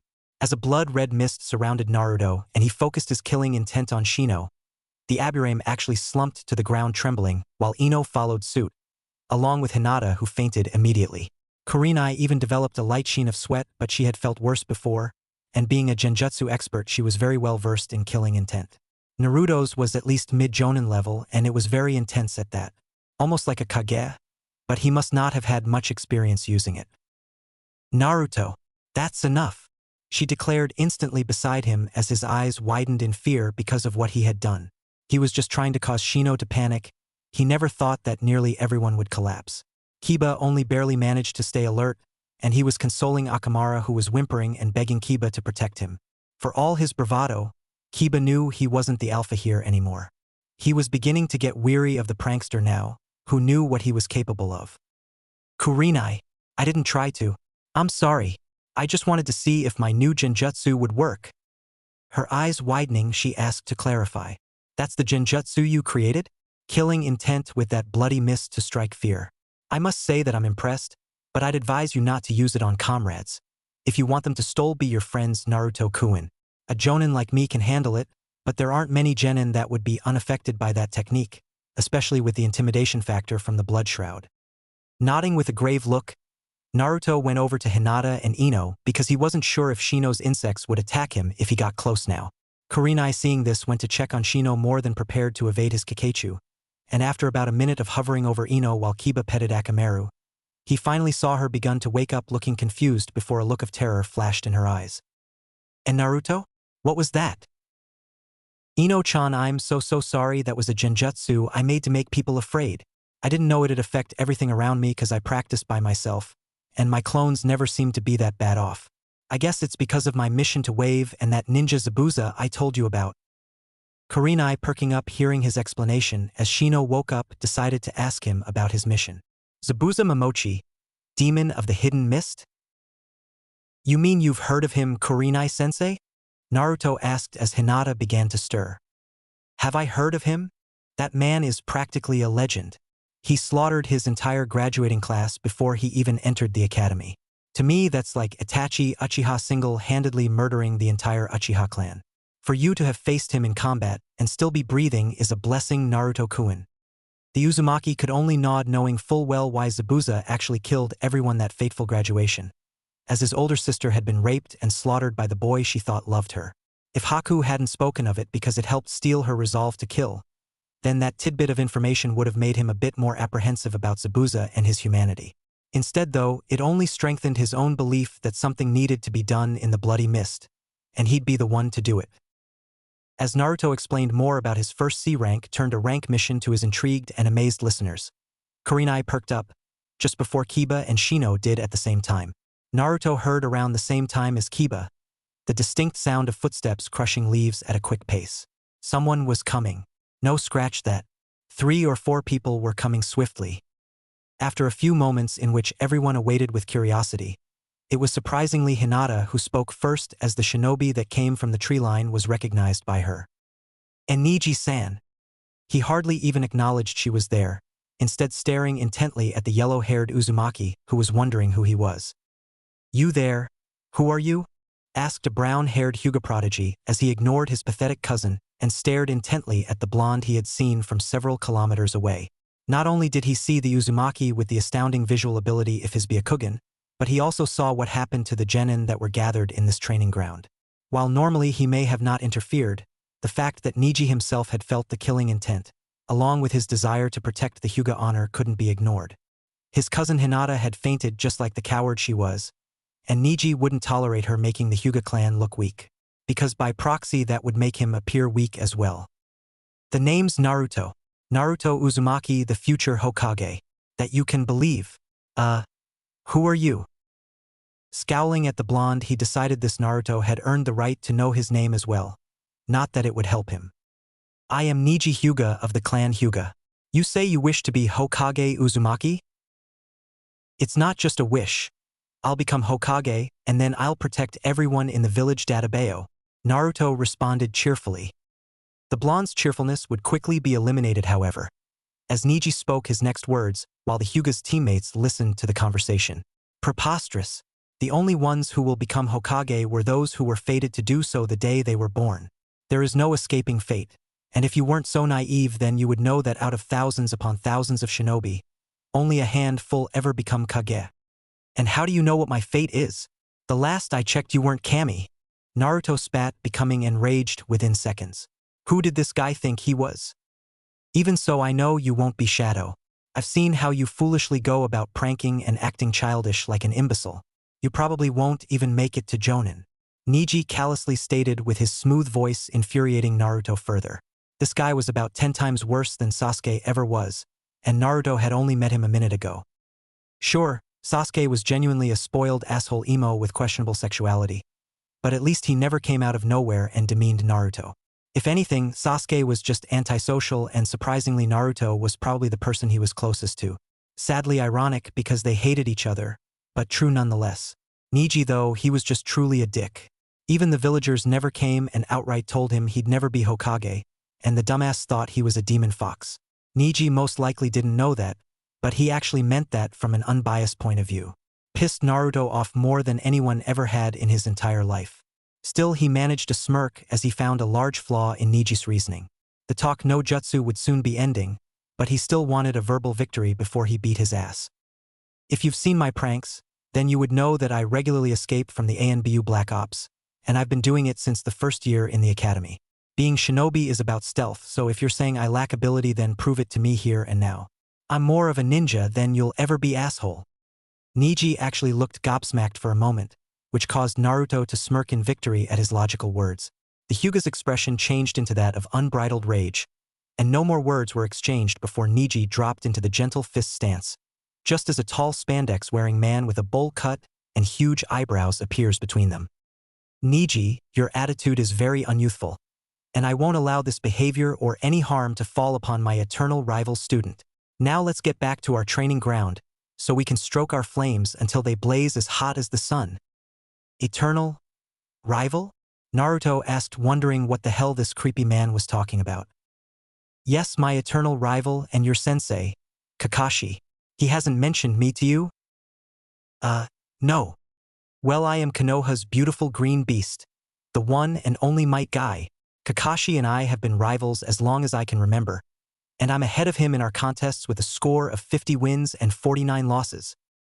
Now Naruto could only look at the energetic man, completely awed with stars in his eyes, remembering how Kakashi had overpowered Zabuza on the bridge near the end of the battle with those vicious backfists. If this guy was stronger than Kakashi-sensei, well damn. Still though, he wanted and needed to teach this Niji a lesson in manners, and his scowl returned in full force. He told Guy, "That's awesome, Guy. I'll tell Sensei I bumped into you. We were all just sparring here anyway, so please let me fight against Niji. I can take care of myself." smiling brighter than humanly possible with a twinkle on his teeth. Ago gave Naruto the thumbs up and loudly declared, "How youthful of you to be training with others besides your team, young Naruto. I'll allow you to spar Niji, but deadly force is strictly prohibited. Let me make it clear beforehand so you'll both know. Nice, give me your word you won't try and kill each other, and I'll let you begin." Looking Guy directly in the eye, Naruto promised, even telling the Jonin his Nindo like he had done earlier. Niji immediately nodded and promised as well, although he coldly stated that killing a failure like Naruto would only soil his hands. And just like that, the genin rivalry of the century had intensified even more, and no matter what, Naruto vowed to tear Niji a new one. As he and the Hyuga quickly walked to the center of the training ground, glaring the entire way, Naruto could faintly hear the discussion that the spectators were talking about. They were trying to seduce who they all thought would win, and it was Ino and surprisingly Kiba who had Naruto's back the most. At least as far as who they thought would win. Niji's teammate Rock Lee seemed to consider that Niji may not win because of the information he got from Ino and Kiba, who were both clan heirs. Shino didn't say anything at all, but he clearly was paying a lot of attention to Naruto's every twitch as the blonde took position. Niji's other teammate Tenten was adamant about Niji being the top genin in the leaf, and so Naruto resolved to just prove that wrong with his fists. "Are the both of you ready?" Guy asked, observing them both closely, especially Naruto. As the two enemies both nodded, prepared for combat, Guy signaled the start and disappeared in a burst of speed, arriving next to the other spectators before they could even blink. Guy wasn't the only one who disappeared, however, as Naruto body flickered away since his hands had already been in the half-seal for Shunshin and the half-seal for Shadow Clones. Reappearing about 40 feet away from Niji, the Uzumaki decided to just demolish him with everything he had. He did decide not to use his bloody mist jutsu, however, only because of his friends that were watching though. It would have been sweet to watch Niji curl up into a ball though. As 5 clones appeared, even Niji was impressed by what happened next, which is probably why he activated his Byakugan. 2 clones transformed into kunai, which Naruto took hold of. The other 2 transformed into crows, flying towards Niji, just a little jerky in their technique. The last clone just disappeared in a body flicker, appearing a moment later behind Niji about 30 feet from the Hyuga.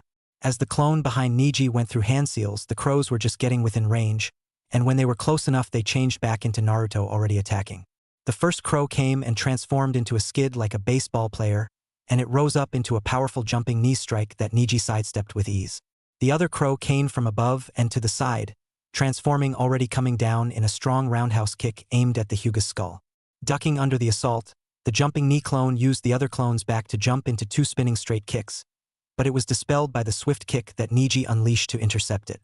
As Niji assaulted the second clone with a flurry of palm strikes, he only narrowly escaped the shaky water bullet that grazed his shoulder, causing Tenten to gasp in shock as Naruto actually landed a hit. Byakugan.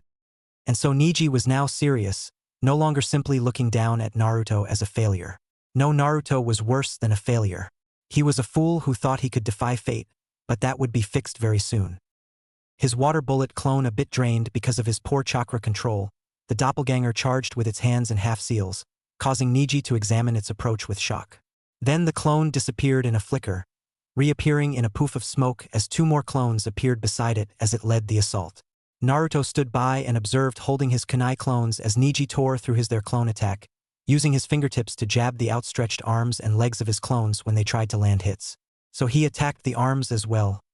That wasn't good. Naruto could see that beating Niji wouldn't be as easy as Kiba, no, not at all. But it was possible. The thing was, he couldn't use smoke to obscure his vision like he did with Sasuke team, and he didn't want to just overrun him with clones, although that was an option. He could probably end it right away if he used his bloody mist jutsu, but his friends were around and he didn't want to scare them all off, especially when Kurenai just told him he shouldn't use it on or around comrades. Even if he Sunshine, Niji was too swift and he'd be caught during the brief moment when he balanced himself. That basically left his kunai clones, crow clones, and the water bullet, since he assumed the hidden mist jutsu wouldn't work if the Byakugan threw it. While he was curious to test it out, he didn't want to risk giving this asshole the advantage. Thinking quickly as Niji burst toward him at high speed, Naruto threw the 2 kunai at nearly the same time, and the knives flew through the air while he used half-seals, once more frustrating Niji. The first clone transforming was dispelled as Niji evaded its side kick, white tapping it without even turning his head as he continued forward. The second kunai turned into a clone, throwing an overhead double fist blow, but Niji evaded this as well while striking it without looking. He was focused solely on the original. Too bad for Naruto had a plan with a backup just in case. In a plume of smoke, a flock of 15 crows appeared, all of them flying toward Niji, who halted his advance momentarily about 20 feet away from Naruto. That was his mistake. Focusing using water chakra to multiply his saliva, the blonde did the traditional hand seals for the water bullet jutsu as the crows surrounded Niji. Flapping their wings furiously, I distract him outside of his reach. Half of them were struck by the lightning-fast strikes he used, and firing another shaky water bullet, he watched in pleasure as it drew nearer and nearer to its target. And then he was sorely disappointed. Seeing the object rapidly coming toward him, Niji briefly gave it his attention, which was one way the first plan could have worked. Either the crows would distract Niji, and the bullet would hit, or the bullet would distract Niji, and the crows would swarm him from all directions while he made kunai clones to throw above and a few to Shunshin. As Niji spun his body around the water bullet, the crows instantly were upon him. But the problem was that they were blind because of the smoke from their own transformations. Niji didn't have that problem. The aggravated Hyuga was brutal and flawless in his decimation, sending flurries of strikes in all directions as he turned his body. All of the clones were annihilated, and Naruto frowned as he lost sight of the Hyuga inside of the smoke cloud while he used half-seals again. He was suddenly forced to leap away when Niji capitalized on the smoke cloud, and threw a brace of shuriken that would have sunk into his torso had he not dodged. Now everyone was getting nervous because of what could have been a deadly blow, although the Jonin reserved judgment knowing that the shuriken weren't aimed for the head, and even had they hit, more than likely it would have been non-lethal. Still, it was getting intense to be a genin match. This was more like between Chunin at the Jonin exams. As Naruto rose from his roll after leaping away from the shuriken, he found Niji swiftly approaching at speeds formerly unseen during this bout, and he knew it'd be over unless he did it. How he didn't want to have time do it. "You are within my field of divination," the Hyuga prodigy declared as his stance lowered and his white eyes shined a bit. "Forbidden technique," Naruto darkly declared as a plume of smoke surrounded the two of them, and then everyone present was dumbfounded by what happened next. Niji was sent rocketing away in a jet of blood that exploded from his nose, and his airtime didn't end until he collided painfully with a tree trunk. Lee and Tenten's jaws hit the ground immediately, and even Guy looked like he thought he was seeing something that wasn't possible. Everyone wondered what the forbidden technique could have been, and since Naruto ended it resulting in another large plume of smoke and stepped out, no one would ever know. And Niji would never say a word. All of the sudden, as Ino ran over to congratulate him, the mini-me bowl-cut spandex shinobi approached Naruto with a look of pure determination, declaring, "I am Rock Lee, and because you have defeated my eternal rival Niji, I challenge you to a match as your new eternal rival." Naruto just smirked and cracked his knuckles as the boy dropped into his Goken stance, fire blazing in his round eyes. Well, I can safely say that Naruto's probably about to get his ass hooped, lol. Review and thanks for reading. Exams coming soon. Within 5 chapters, I'd say. Started off with cracked knuckles, but it ended with cracks in various places on Naruto's skeleton. The blonde shinobi had bruised ribs, a dislocated shoulder, a contused elbow, and even a bad case of whiplash. That was his reward for facing the beast that was called Rock Lee. Ironically, his name was Rock, and Naruto felt like he had just been stoned by the entire Leaf Village. Twice. And the entire fight he hadn't really gotten close at all. After Ino backed away seeing that Naruto accepted Lee's challenge and wished him luck. Well, let's just say Ino may as well been Tsunade wishing the Uzumaki luck. Naruto, not knowing Lee's skill set, immediately shunshined for distance, already creating 5 shadow clones to test the spandex-wearing monster. And then Lee was upon him. It didn't matter that he had doppelgangers in between him and the green beast. The shadow clones kept Lee back about as good as a sheet of paper. The ninja slammed a barrage of fists into Naruto, and he didn't know how many times he got hit at first, but he was sure it was at least 20 times. All in the face, arms, chest, and stomach. Lee was so fast and direct that Naruto didn't even know his clones in front of him had been hit before he was assaulted. To say the least, it was very humbling, and the leaf hurricane kicks Naruto was hit with were the hardest blows he had ever received in his life. But as crazy as it sounded, Naruto wanted a rematch. As his eyes cracked open to see nothing but white, Naruto automatically knew just where he was from the familiar smell of cleaning solution and death. The Konoha Hospital. Rising from bed, already using a hand seals to use a body flicker, the Uzumaki was surprised to see all of Team 8, along with Tenten, Guy, and Ino. His eyes wide with surprise, he grinned to all of them while standing up and said, "Great fight, Lee. Let's have a rematch after I train some more. How did you get so fast? Were you using Shunshin? Everyone was taken aback at his nonchalant attitude, since they all kind of thought he would have been more hostile. The blonde was showing a lot of respect for Lee, and they all saw he was trying to better himself from his serious question. Naruto looked hungry for the knowledge, and the blonde seemed to eye Guy as well as Kurenai as if considering their ability.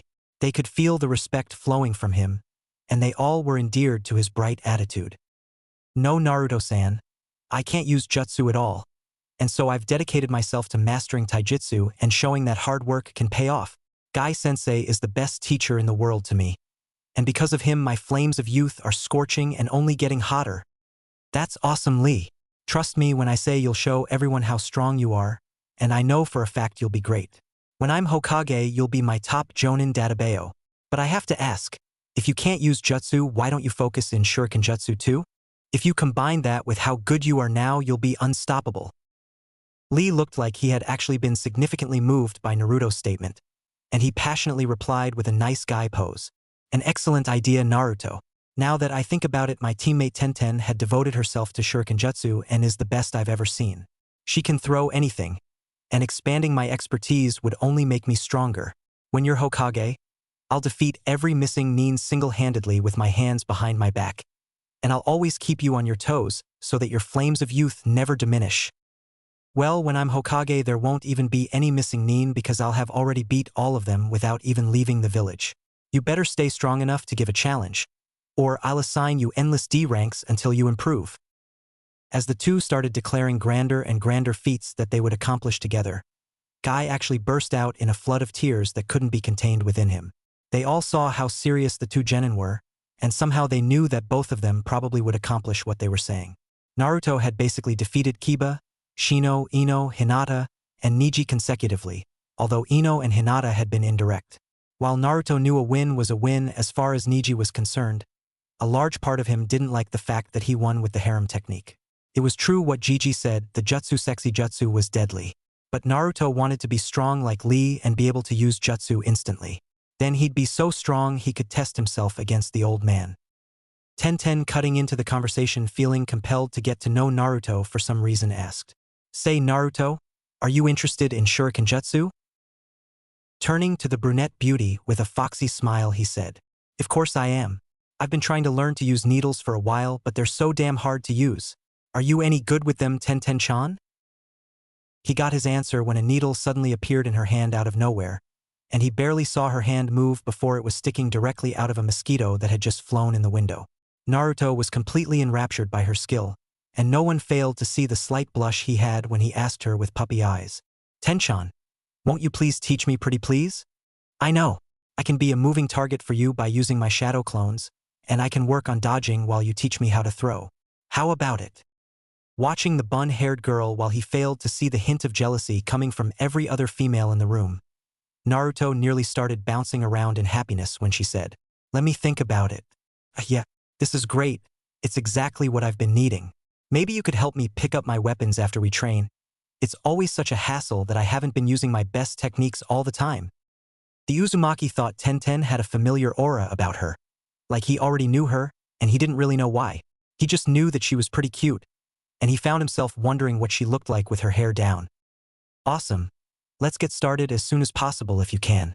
Maybe we can do it around the time I meet with Kurenai-sensei and get my lesson. I can't wait. Hey Kurenai-sensei, when do you want to meet anyway?" The red-eyes Jonin found herself very happy Naruto remembered her offer, and she quickly told him with a beautiful smile that could kill. "Well, maybe we can meet around sunset tomorrow, Naruto-kun. That is if you're ready. Are you hurting anywhere?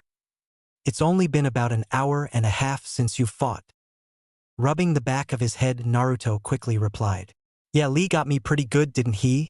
I can't let my subordinates be stronger than me, so I'll just have to improve until I can match his flames and surpass him. Don't worry though, I can already feel myself healing and I'll be fine by tomorrow morning." Kurenai, smiling and ignoring Guy's endless tears, was surprised when Naruto formally bowed to Shino, Hinata, and Ino, telling them, "I just wanted to say I'm sorry again for that genjutsu, guys. I still want to fight you, Shino, and I never got to see your real skill, although you did make me a bit nervous at first." Shino, straightening his posture a little, told Naruto, "Think nothing of it. Why? Because it is logical to assume that I may face something similar someday. I was going to ask you if you would show me how you did it, but only if you feel like you can reveal this knowledge to me. Naruto didn't even think about it before nodding. He would need Shino strong in the future after all. In fact, he was going to try and take a vested interest in every shinobi he met, since they'd all be working for him someday anyway. It was actually one of the most important things he could do if he really wanted to be leader.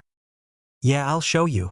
I think it'll go well with your style. You could distract your opponent and sneak your Kakachu around to their side. It could work well with you too, Kiba. Hey guy, can I ask you something? Well, 3 things? As Kiba looked a bit surprised that Naruto was offering to help him get stronger, Guy's tears finally lessened and he sniffles before relying in the positive. First, how long have you been training Lee? I've been fanning Lee's flame for about a year now, Naruto. Why do you ask? It's just, Kakashi-sensei hasn't really taught me anything other than tree walking, and he only did that so we'd survive our last mission. My other questions are what is that taijutsu that Lee used, and I want to know how I can get that fast. I'll work hard, I promise, and I won't bother you. I just want some pointers so I can train myself. I'm used to looking after myself anyway since I'm an orphan. There was an uncomfortable silence in the hospital room for a few moments, until Ino exclaimed, "You mean you got that good by yourself in 2 months? You were the dead last, and you just beat last year's Rookie of the Year without even taking a hit. Bowl cut aside, what you did was so cool, Naruto-kun." Blushing and smiling, Naruto replied, "Thanks, Ino-chan, I've just been working hard like Lee-san. You know I can help you get better too, if you still want to train with me." Now Ino had a faint blush, and seeing her chance to tease, she quickly said, "Geez, Naruto, asking me on another date, him? You must really have a thing for your Ino-chan?" Naruto couldn't deny he was turned on by the look she gave and her tone when she spoke, and the boy was only saved when Guy spoke up. Such is the youthful flame of love. About your questions, Naruto, the taijutsu is called Goken, the strong fist. As far as speed, I just suggest you pick up some weights and train yourself to the maximum. Lee and we do hundreds of laps around the leaf in the morning as a warm-up, and then after a small snack we get to the good stuff. Feel free to join us in the mornings if you like, and I'll try talking to Kakashi about training you more seriously. Ino got a tick mark while Kurenai, Hinata, and Tenten glared at the girl while Guy spoke to Naruto. As the boy promised to start joining them in their morning exercises, Kiba also voiced his desire to join in not wanting to be outdone by Naruto. Then Naruto and Guy began discussing taijutsu, with Lee and Kiba joining, and Shino even said a few things. The bug user also decided to join in Guy's morning exercises, and while Ino kinda wanted to, she just couldn't imagine hundreds of laps around the leaf. Things began winding down as they left the hospital together, Ino talking to Tenten and Hinata, and she surprisingly turned the 3 into a small group. It seemed Ino had the same charisma Naruto had, if a little less. Naruto chatted away with Kurenai and Lee, which made Guy happy to see his young apprentice make such a good friend. Lee almost had no friends at all, and even Niji and Tenten kept him at arm's length because of his quirks. Naruto didn't care. He just respected the boy's strength and was humble enough to ask for help and even give advice. After denying Ino, Tenten, and even a curious Shino information about his forbidden technique, with a sweat drop present, Naruto invited them all to Ichiraka Ramen, saying it was all in him. He was disappointed when Guy said he needed to train his team, much to Tenten's chagrin and disappointment. The bun-haired girl hadn't really gotten to talk to Naruto much, but she resolved to get to know him when they trained the next day. Kurenai also said she needed to get back to training her team, especially after seeing Guy's team in action. Naruto was a bit depressed when she told him to rest up instead of joining them because of his injuries, but he brightened up knowing he'd see her the next day. She even said she'd go to Ichiraku with him before her lesson. That just left Ino. But as if by some act of kami, one of her family members found them on the way and said her father was looking for her. Now it seemed he was on his own. After deciding to just shunshin there, he arrived a few seconds later in front of the stool that all but had his name etched into it. "And Naruto-kun? Is that you? How did you do that? And nice clothes." Looking into the familiar brown eyes of his older sister figure Aya Michiraku, Naruto gave her his biggest, brightest smile and answered, "Hey, I am Nei. It's a ninja thing, but I can show you sometime if you want. And thanks, it doesn't have a lot of orange besides the flames, but I kind of like it. Now let's get down to business here. How about 10 bowls of pork and 5 bowls of miso to get me started?" Ayam couldn't help but blush a little as she went to prepare the ramen for the boy that was 4 years younger than her. When did he get so cute? Was it really just the clothes? Naruto seemed a little different somehow, like he had grown up suddenly and was more of a young adult than the boy she was used to. Maybe it was just her imagination. Still, the black shinobi outfit and the white cloak with orange flames looked good on him. Really good. And the headband to the side sort of accentuated how unorthodox he was. Naruto was Naruto. After a few minutes of preparation, Ayam brought Naruto a few bowls to find the Rio already on the table with a generous tip, and Naruto scarfing his favorite delicacy down she went and made the rest and kept them coming. She really didn't know where he put all of the noodles, but she was always glad to see how much he lived her cooking. As Naruto began digging into his last bowls, he suddenly stopped eating when he noticed something. Something troubling. In all the years that he had come to his favorite eatery in the Leaf, he had never seen any other customers besides Irika and Gigi. And that was only because they came here with him. A grim expression began to surface on his face, and Ayam, who was watching him closer than she normally did, immediately noticed and assumed the worst. Naruto, is there something wrong with the ramen? Dad's not here right now and he's getting ingredients, but I don't think anything was wrong with the meat. No, that's not it, Ayam, nay.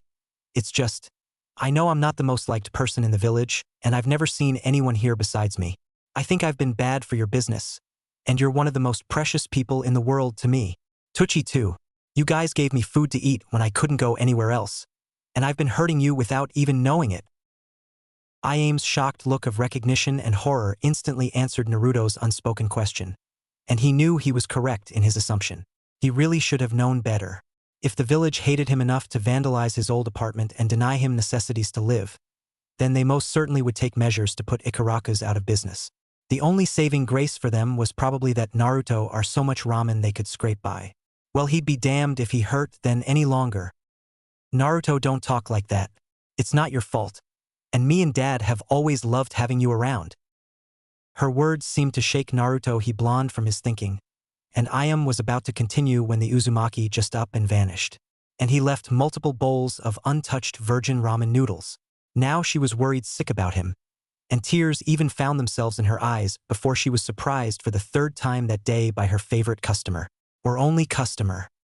As Naruto appeared with a scroll and placed it on the counter, the ramen girl looked a bit confused until he pressed a hand to the symbol in the center, and she jumped back when it seemed to explode. Then the smoke cleared, and Jaws went through the floor at the pile of Rio that seemed to have an otherworldly glow around it. Naruto, how much money is that? I didn't count it out, but it should at least be enough to let my family live it up. Don't worry, being a shinobi has its perks. I love you, Nei-chan, and I won't hurt you anymore. That's why I'm gonna tell everyone that you guys have stopped dealing with me. Then you should get more business. Naruto, we can't take your money, and Ichiraku wouldn't be Ichiraku without our favorite blonde around. What money? All I see is a large tip for the food of the gods, Naruto declared, smiling. Ayam just stood and stared at the boy for a while, before a large grin plastered itself on her face, and she came around the counter and hugged the surprised knucklehead. As she went to kiss him on the cheek, however, he turned his head at just the right moment and their lips met instead of the intended cheek contact. It didn't last long at all, but Naruto nearly had a heart attack as he felt his insides warm up like a fire jutsu had went horribly wrong. Ayam looked embarrassed as well, and a blush started developing as she thought about the spark she felt that caused her heart to stutter. She had never looked at Naruto in a romantic light before, but she knew from being around him that he would be perfect for her, and they weren't even that far apart in age. Naruto was kind, ambitious, fun, cheerful, energetic, cute, a ninja, and he lived ramen even more than she did. It was with these thoughts that she captured his lips again, not really thinking about it but just following her instinct. Maybe she wouldn't have done it if he still wore that jumpsuit that made him look like a little kid. But now he just seemed older to her, more attractive, and he would never hurt her like those jerks she met in high school. He just wasn't like that. As Naruto stood completely still while Ayam leaned in toward him again, he felt his slumbering member awake as if rising from hibernation, and he unconsciously found himself taking a step forward to be closer to the young woman. Ayam, nay, he softly said as their lips met again, and she grabbed the back of his head, sticking her tongue into his mouth and moaning into him. Naruto couldn't stop himself from holding her close by wrapping his arms around her, relishing the feeling of his length pressing into her, surprising her with his hardness. Things suddenly got steamy in Ikaraku's as ramen bowls were shattered on the floor, Naruto and Ayam leaning against the counter moaning and sloppily making out. Their session was abruptly put to an end, as they leapt off of each other hearing sacks of raw ingredients being dropped when Ayam's father walked in the stand. The man's mind seemed to shut down as he beheld Naruto of all people, Frenching his precious daughter on the fucking counter. Suddenly the bloodline purges weren't so far away anymore, as he felt a familiar sensation coursing through his veins like fire as his eyes hardened and his body tensed. Naruto, what are you doing to my daughter? The blonde never got a chance to answer before the enraged father was in front of him, and Naruto barely managed to leap away in terror before the bowl of ramen and a considerate portion of the counter was pretty much atomized by the burst of chakra that shot from the ramen chef's hands. Flickering away looking like the Shinigami had just busted into the room, Naruto's first thought was how he probably could never come back to his favorite place in the leaf. Dad, what are you doing? Damn it, I kissed Naruto, he didn't do anything. Look at what he did for us. Ayam screamed with tears forming in her eyes. And Tucci saw it. The pile of Rio that was more than he had ever seen in one place in all his long life. Leaving water country hadn't been easy all those years ago, but it was something he had done when his wife had suffered death instead of him. And it was all because of him. He never asked to be born the way he was, and deep down he felt that in a way the purge may have been justified as far as his blood went. The power that came from his hands could only kill. Nothing could be crafted or created from it. When his wife had died because of Ayam displaying their rare ability, he had massacred everyone in the proximity in order to save his daughter and to avenge her. And why did she have to die? Because he was too afraid to tell her of his trait. He had never been a ninja, but the instinct. It had always been there. But ninja were meant to kill, and all he wanted to do was create. That was why he loved making ramen so much, and that was why he sympathized with Naruto Uzumaki even though the boy drove away all of his business. That was why he saw Naruto as the son he never had. And he had just tried to kill him with his cursed hands in his foolish bout of anger. As Ayam explained everything that had just transpired, Tucci knew he had just made a huge mistake. He already knew Naruto would make a great husband for his daughter, as he had known the boy for most of his harsh life. If Naruto could withstand all of the hatred the villagers gave him and still remain so strong and kind, then he definitely had the patience to deal with his daughter's quirks, which were something that seemed to be in the blood. He hadn't felt this guilty since his wife died, and staring at the Rio while his stormed off, he prayed to Kami that he'd get the chance to apologize. Maybe he could see the Hokage later, he was close to Naruto after all. As Naruto appeared in his apartment suddenly, all the clones that were reading through the bingo books like fiends suddenly looked up to him with peculiar expressions before dispelling. Coughing as the smoke entered his lungs, Naruto made a mental note to eliminate the smoke from the technique, as well as his transformation. While it had its uses, the noise and smoke could be a hindrance like his fight Niji when he lost sight of the Hyuga. The memories rushing back to him, Naruto's eyes widened as he fit the information he had been waiting for his entire life. And he was angry, flickering away once again. A few moments later he reappeared in front of the Hokage's desk, already slamming his fists down as Umbu surrounded him with swords drawn the same instant. Damn it, Gigi, why didn't you tell me about her? Naruto screamed at the top of his lungs with a dangerous glint in his eyes. The Hokage, for all his prowess, was actually a bit shaken by the raw emotion Naruto displayed, his blue eyes watery with confusion and looking betrayed. Who, Naruto? He asked, giving the Umbu a signal to leave the office and secure the perimeter, and they left immediately without question. My mom, Kushina Uzumaki. The Hokage seemed to age about 20 years within a single second, and the man sighed deeply before explaining himself. It's not that I didn't want to, or I wasn't going to Naruto. Your mother was both the heir to Whirlpool and a renowned kunoichi who had many enemies during the war. The fact that she was an Uzumaki skilled in Fuinjutsu made her a top target to Kumo and IWA, since they banded together to destroy the Uzumaki clan in a time of peace. If they ever found out you were her son, then they'd surely send assassins for your head, or they'd try and kidnap you to use you to revive the Uzumaki in their villages. So what? You could have at least told me about her and what she was like. You could have taken me in and trained me in sealing. Instead of leaving me to think I was just some unwanted orphan with no family, I had to find out about her from an old bingo book I got from a ninja that tried to kill me. Sarutobi flinched badly from the boy's cutting words, knowing full well that he should have done those very things. There was nearly nothing he could do to make it up to his surrogate grandson, and as he seemed to age even more he sadly told Naruto. I can't tell you how sorry I really am, Naruto. This old man has made many mistakes, and you're right. I didn't train you because of my duty as Hokage, and I'm always so busy doing this cursed paperwork I never was there for you like I should have been. Please, forgive me." Naruto seemed to calm down a bit at Hiruzen's disheveled appearance and somber apology, and with a look of confusion he bitterly asked, "Paperwork? I could take care of this paperwork without even having to touch it with my own hands. Don't tell me you don't know how?"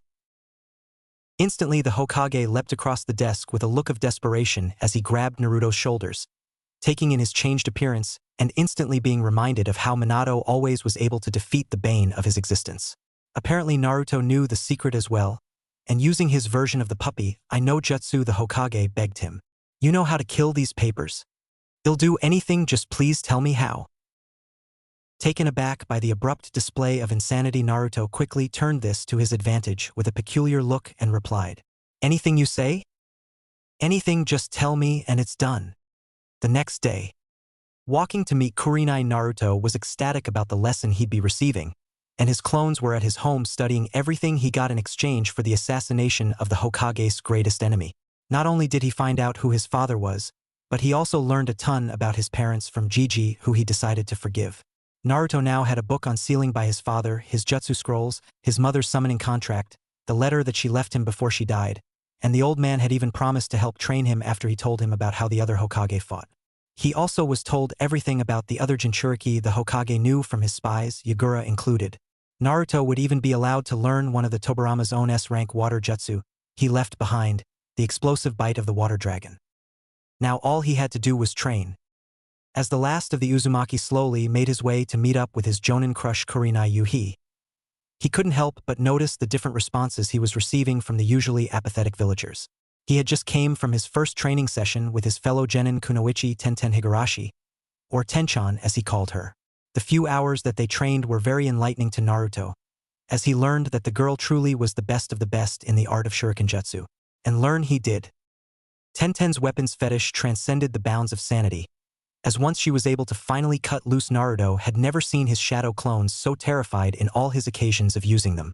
Even Zabuza's killing intent failed to compare with the madness she unleashed from her sealing scrolls, and her laughter while slinging blade after blade would permanently be etched into his memory. Other than that, she was pleasant to be around. He had managed to correct his throwing form a little, although he was far from even being able to throw a single senbon needle in combat. Tenten had actually suggested he give up trying to master senbon, and instead focus on the much easier usage of shuriken. After hearing her reasoning, he decided to listen and learn to throw shuriken better first, but he damn sure wasn't going to give up on throwing needles.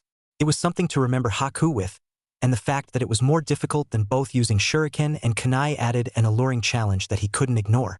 Besides, if he could aim a tiny needle precisely, then his aim with deadlier weapons would also be spot on.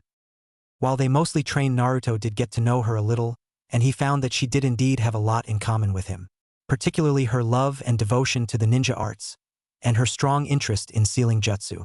They'd be meeting again tomorrow at the same time, and he definitely was happy to have the opportunity to bond with her some more. Earlier that morning the old man had asked him a lot of questions concerning his skill and goals, and afterward the Hokage gave suggestions while creating a new training regimen for Naruto. Tomorrow morning Gigi would be applying a resistance seal to increase Naruto's speed, and the old man certainly had some interesting techniques that he would be taught. Mainly the chakra shield technique, a skill that utilized the principle of tree walking for defensive purposes.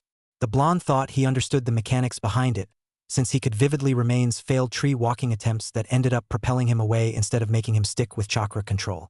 It was basically the opposite of that, and it would be projected around the entire body instead of just the feet.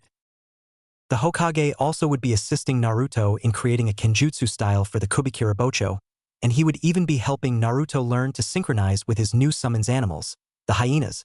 The Uzumaki still hadn't summoned yet because he had been pretty low on chakra because of using so many clones to train all the time, and after trying once the previous say he passed out from exhaustion. It was amazing how things had turned around for him so quickly, and gauging by the looks he receiving, even the villagers were seeing him in a new light, especially the women. If Naruto had to guess, he'd probably say it was because of his new look, which was strikingly similar to the fourth Hokage, his father Minato Namikaze.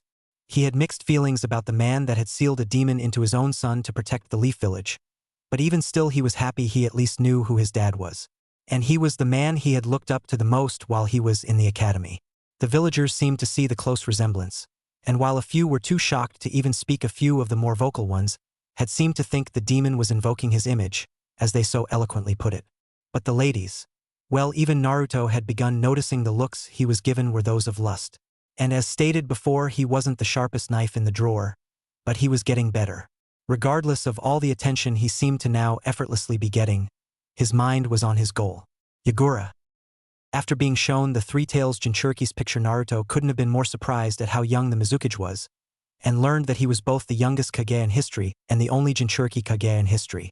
And so the one-sided grudge had deepened into something that couldn't be described with mere words. Only bloodshed would suffice. Yagura had spat on everything that Naruto had dreamed of, and therefore had offended Naruto more so than even Neji could ever hope to. That was what drove him to get stronger now, and so even while he himself slept, he had clones out and about training or studying. Finally arriving at training ground right as the evening sun descended behind a beautiful orange-tinted cluster of clouds, Naruto briefly wondered if Shikamaru was watching the cloud formation as his instructor in acrobatics sauntered to where H was waiting. He only barely restrained the gasp as he took in her appearance, the dimming light seemingly to glow around her as if it was a genjutsu. There was no way she could have been that gorgeous naturally, and yet there she was in front of him, a humongous blush appearing as Kurenai made herself known. Naruto tried and failed to suppress it, and just opted to greet her with his biggest foxy smile. "Hey Kurenai-sensei. It's good to see you didn't forget about me. It's beautiful out, isn't it? I mean, look at all that orange." Kurenai couldn't help but blush, catching what Naruto was about to say before he caught himself and changed the subject, and she examined the sunset as he was doing, since he seemed to be trying to avoid staring at her. She wouldn't have minded if he did stare, no, not at all. "Hey Naruto-kun, it's good to see you too. And how could I forget about my favorite genin in the leaf?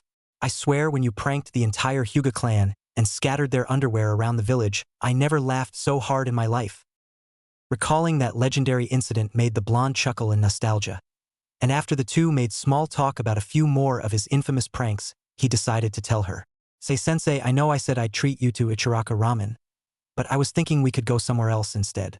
Maybe you know a good place." She only barely caught the tinge of sadness that he let slip as he mentioned Ikaraku's, but since she was aware of the treatment he received around the leaf, she decided not to push. Besides, she had the perfect tea spot for them to go to after her lesson, and she was sure he would enjoy himself. "Actually, I know a perfect place for us to relax at, Naruto-kun. Now are you ready for our first lesson?" Seeing him nod, she inwardly smirked and started things off by telling him stretch, being sure to give him a thorough demonstration by arching her body as if about to flip backward on both hands. While Naruto vehemently opposed perverts and in usual denied any thoughts from festering, the sight of Kurenai bent over backward was enough to nearly make his nose gush his precious red life fluid. A tent made itself present in his pants almost instantly, and now he found himself in a debacle. If he bent over backward as well, it'd be the most conspicuous embarrassing thing ever, as he was sure that the jonin would take notice. It was with these thoughts that he quickly excused himself, saying that nature called, and the only thing he could do was envision a steamy bowl of ramen while he stood behind a tree to distract himself while he calmed down. Little did he know that Kurenai already knew what she had done to him, and the kunoichi was smirking in triumph at the reaction she got from him. Over the course of an hour or so, Naruto seemed to need to relieve himself several more times after the first, but he did manage to improve his movement in that short time. Kurenai had fixed his form so that he now did the basic backflip on his hands, and front flips in which his hands didn't touch the ground. As far as his side movement, he just did simple cartwheels, and he also spun around, which granted him swifter agility. Spin like Haku or Tobarama side movement in Ultimate Ninja Storm. After Kurenai was satisfied with his progress and made sure his form didn't slip back into the sloppy technique that it was previously, the two ninja made their way to a restaurant that Kurenai was familiar with. Naruto admittedly was extremely nervous, and it actually wasn't for the reason one might assume when you're going out with the Ice Queen of Konoha. His apprehension stemmed from his terrible treatment, and he didn't know if the restaurant would even let him in at all. With all the glare he was getting, he wondered why Kurenai would even risk being seen with him. He didn't know for sure, but he thought she was old enough to know about the Kyuubi, and even if she didn't, she was observant enough to notice his harsh treatment. She didn't seem to care, however, and as they made small talk during the brisk walk, it was amazingly easy to keep conversation with her. They mostly talked about Genjutsu, and Naruto also talked a lot about why he wanted to be Hokage.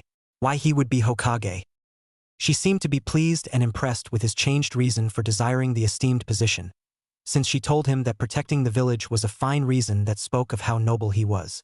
She even said she believed he could do it, which was honestly a new experience for the Uzumaki. The only others that believed in him like that were Lee, Ayam, and Tuchi, and maybe the old man. Juju did always say Naruto was like the will of fire incarnate, and he also said the most important thing the Hokage needed was the will of fire. As the Leaf Ninja reached their destination, Kurenai paused outside of the humble establishment with a smile that spoke of good memories and turned to Naruto telling him, "Well, this is it. It's just a little hole in the wall, but they have the best sake in the village to me, and I've tried pretty much everyone's.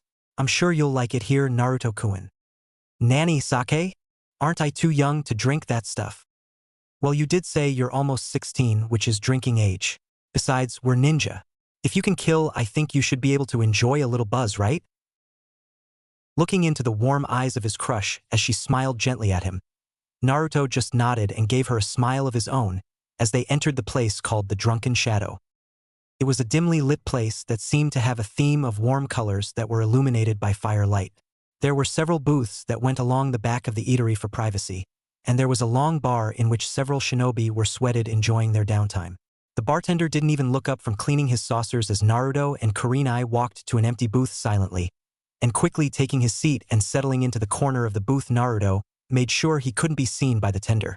He just wanted to blend in and relax for once, and thankfully nobody seemed to distinguish him, most likely because of his changed appearance.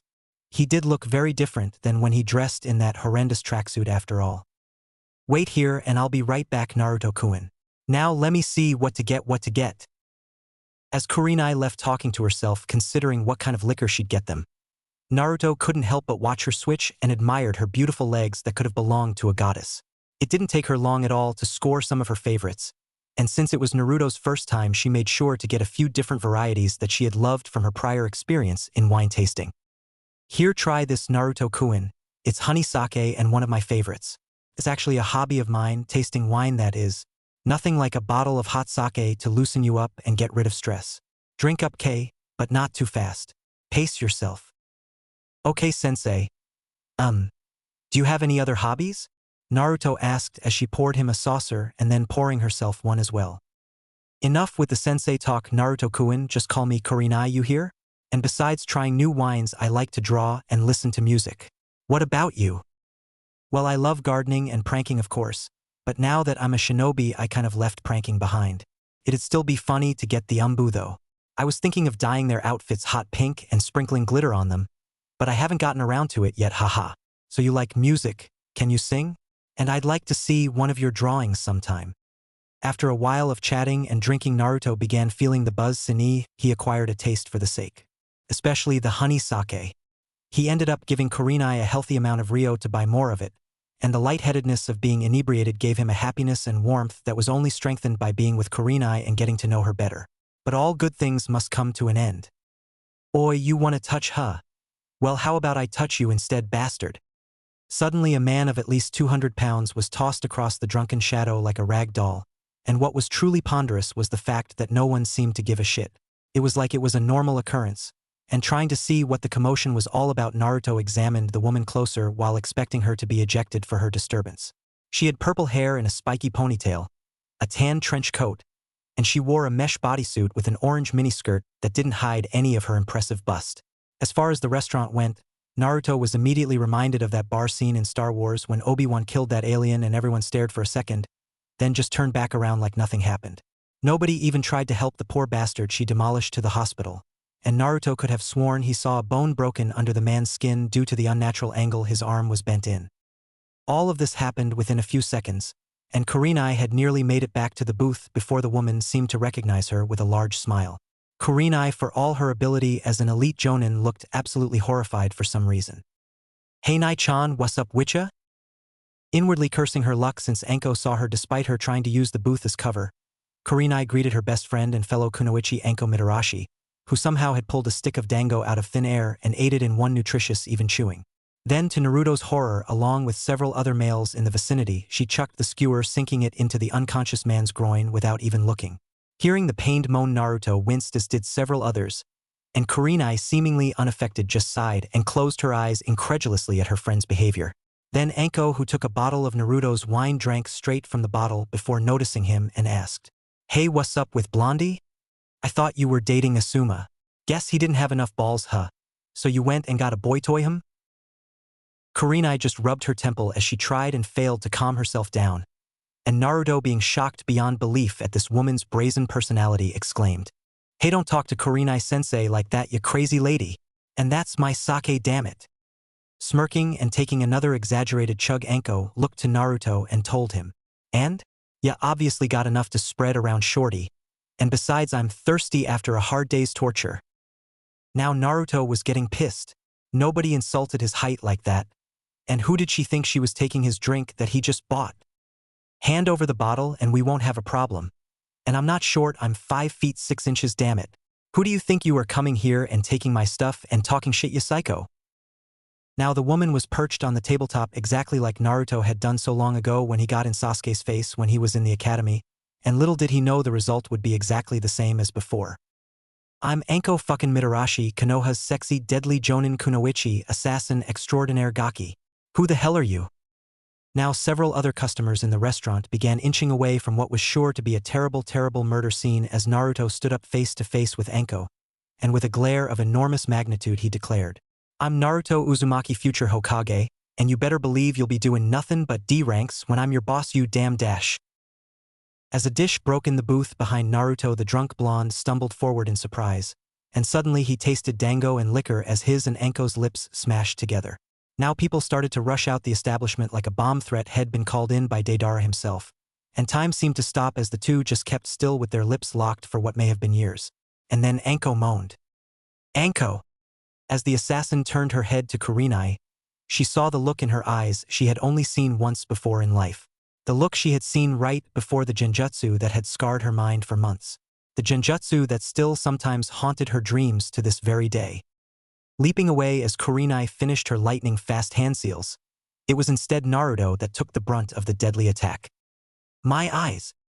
Blood flowed from his eyeballs like Itachi using Mangekyo as he beheld the image of a naked guy making out with the wrinkly form of the Hokage.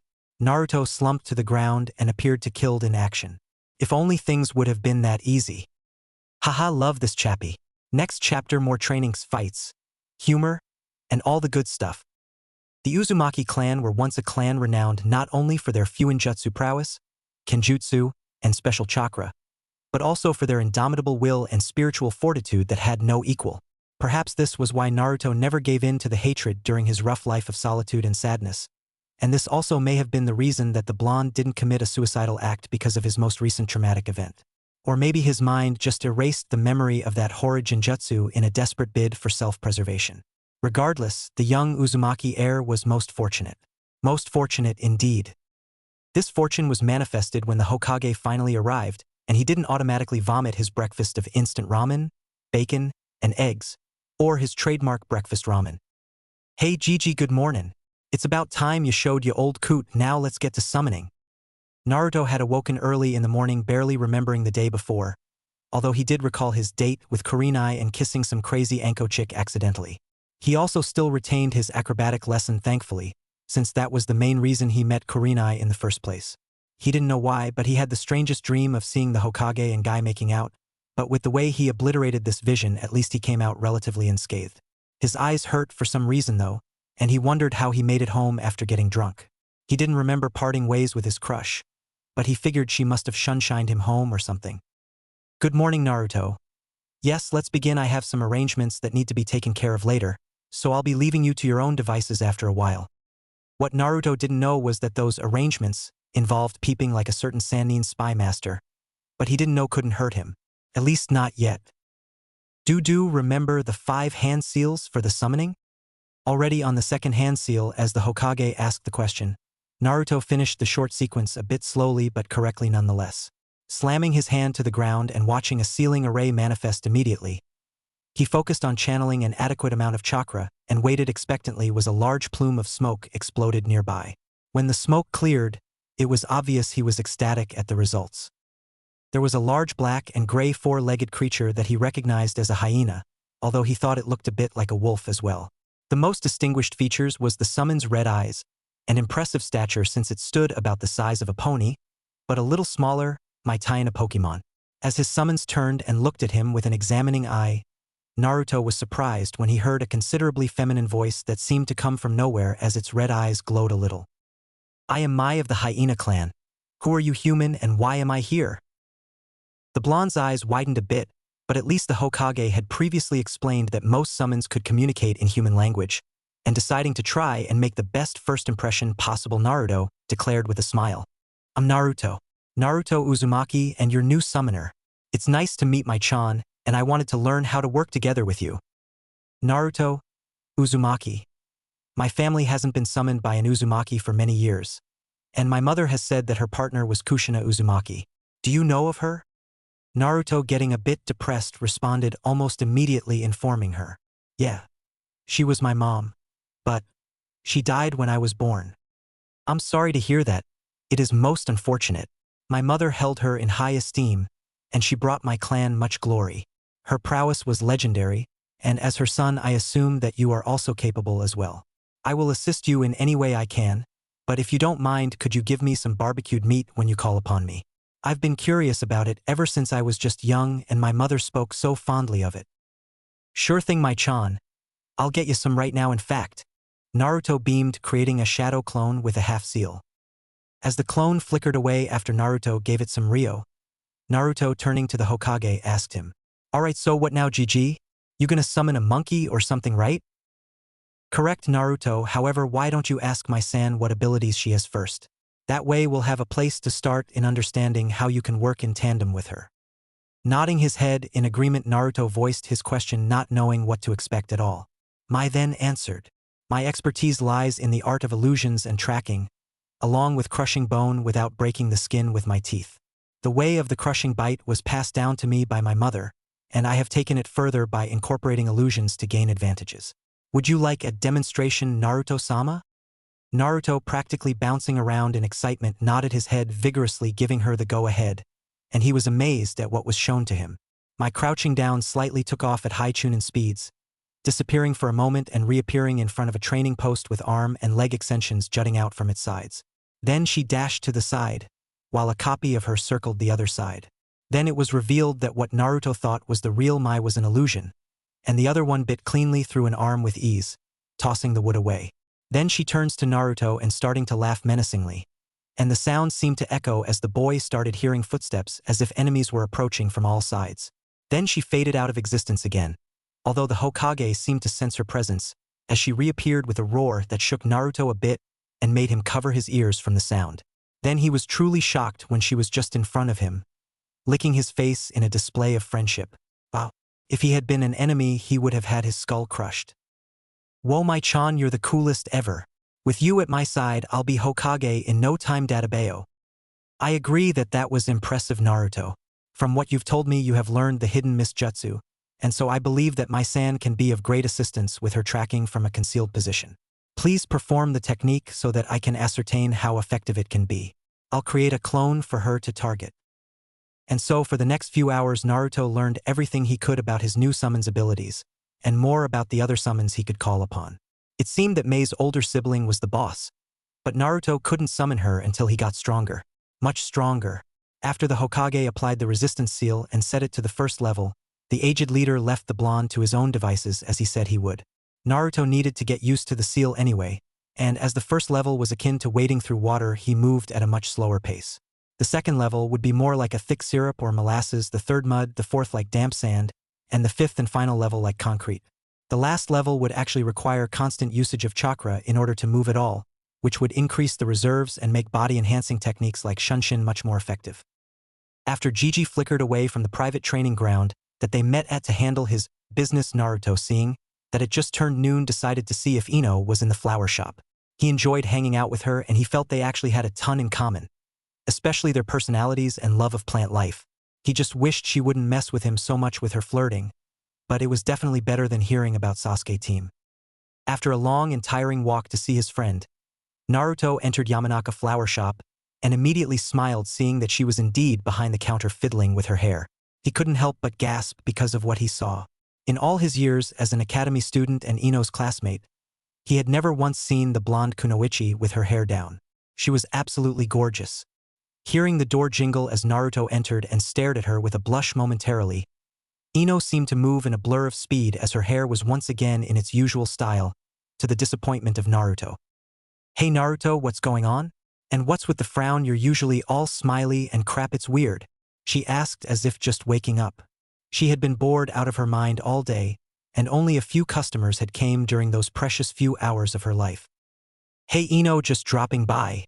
And it's just, well, I was wondering, why do you put your hair in a ponytail all the time?" Her eyes widened in surprise before she quickly answered matter-of-factly. "Well, I heard Sasuke-kun likes long hair, but he would want a more serious kunoichi instead, someone like forehead fat. Why do you want to know?" Frowning at the mention of Sasuke, Naruto then blushed when he answered without thinking about it. "You look even more pretty with your hair down. I thought you were a tenchi when I first saw you." Ino, turning a deep crimson, found herself speechless at Naruto's compliments before he fully registered what he told her and blushed as well. The Yamanaka heiress couldn't even tease him as she turned away from him a bit and asked, "So do you need any more bamboo seeds or anything? I know you've bought a ton of them, but if you need more, it may take a few days for us to get some."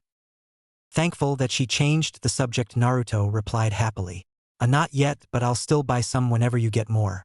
In fact, I'll buy all of them, so get as much as you possibly can. Oh yeah, and can you separate the clustering kind from the ones that spread? I'll personally give you a huge tip if you do." "Sure thing, but how do you have so much money? I know for a fact that D ranks don't pay a lot, which is partly why I work here part-time."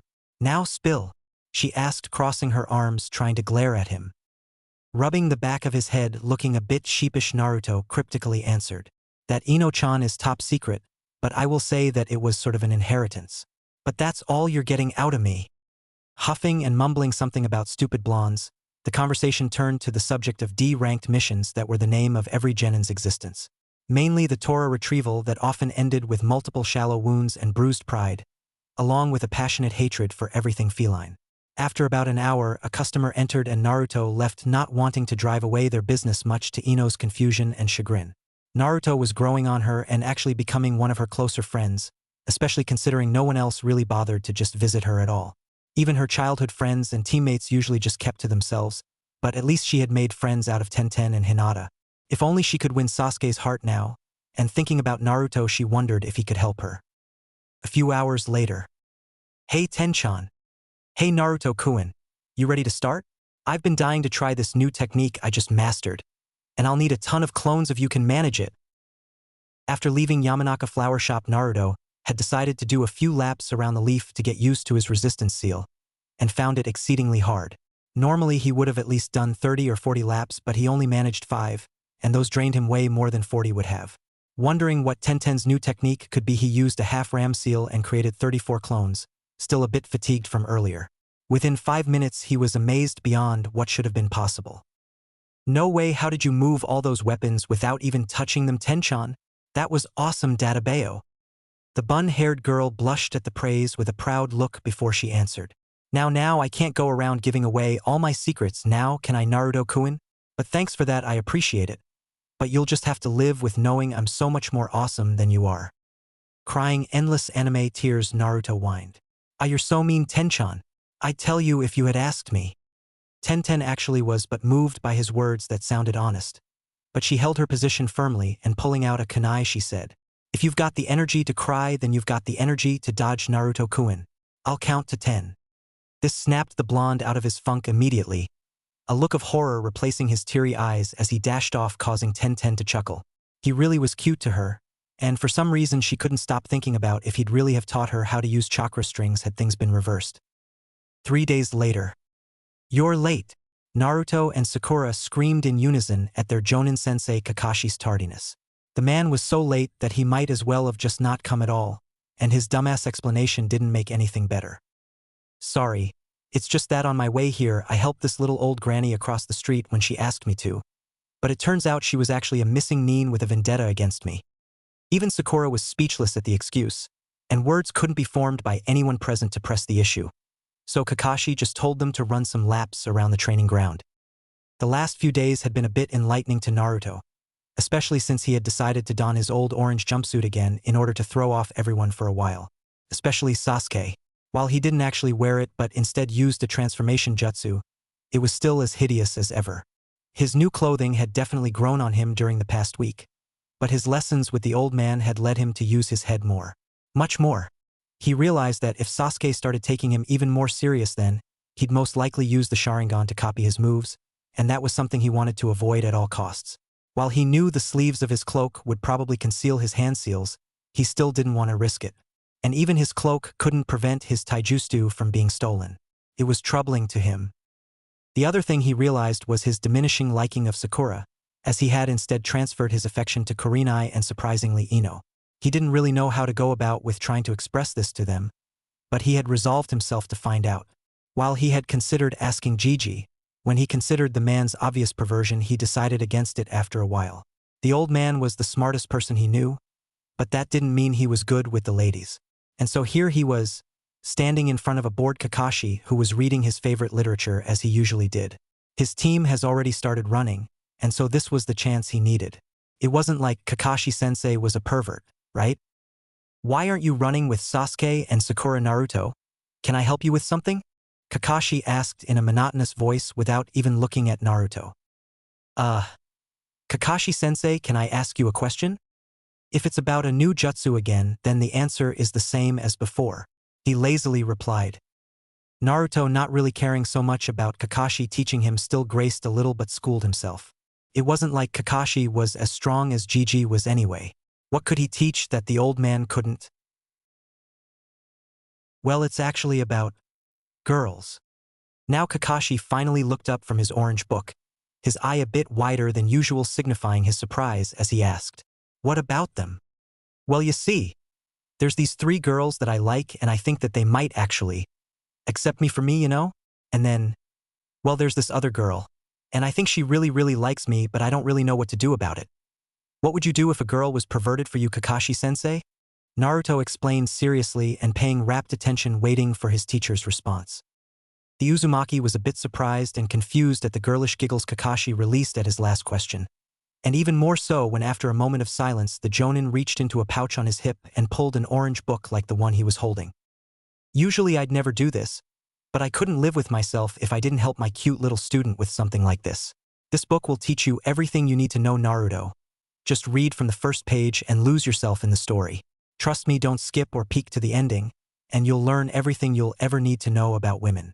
Just be sure to bring it back when you're finished, all right?"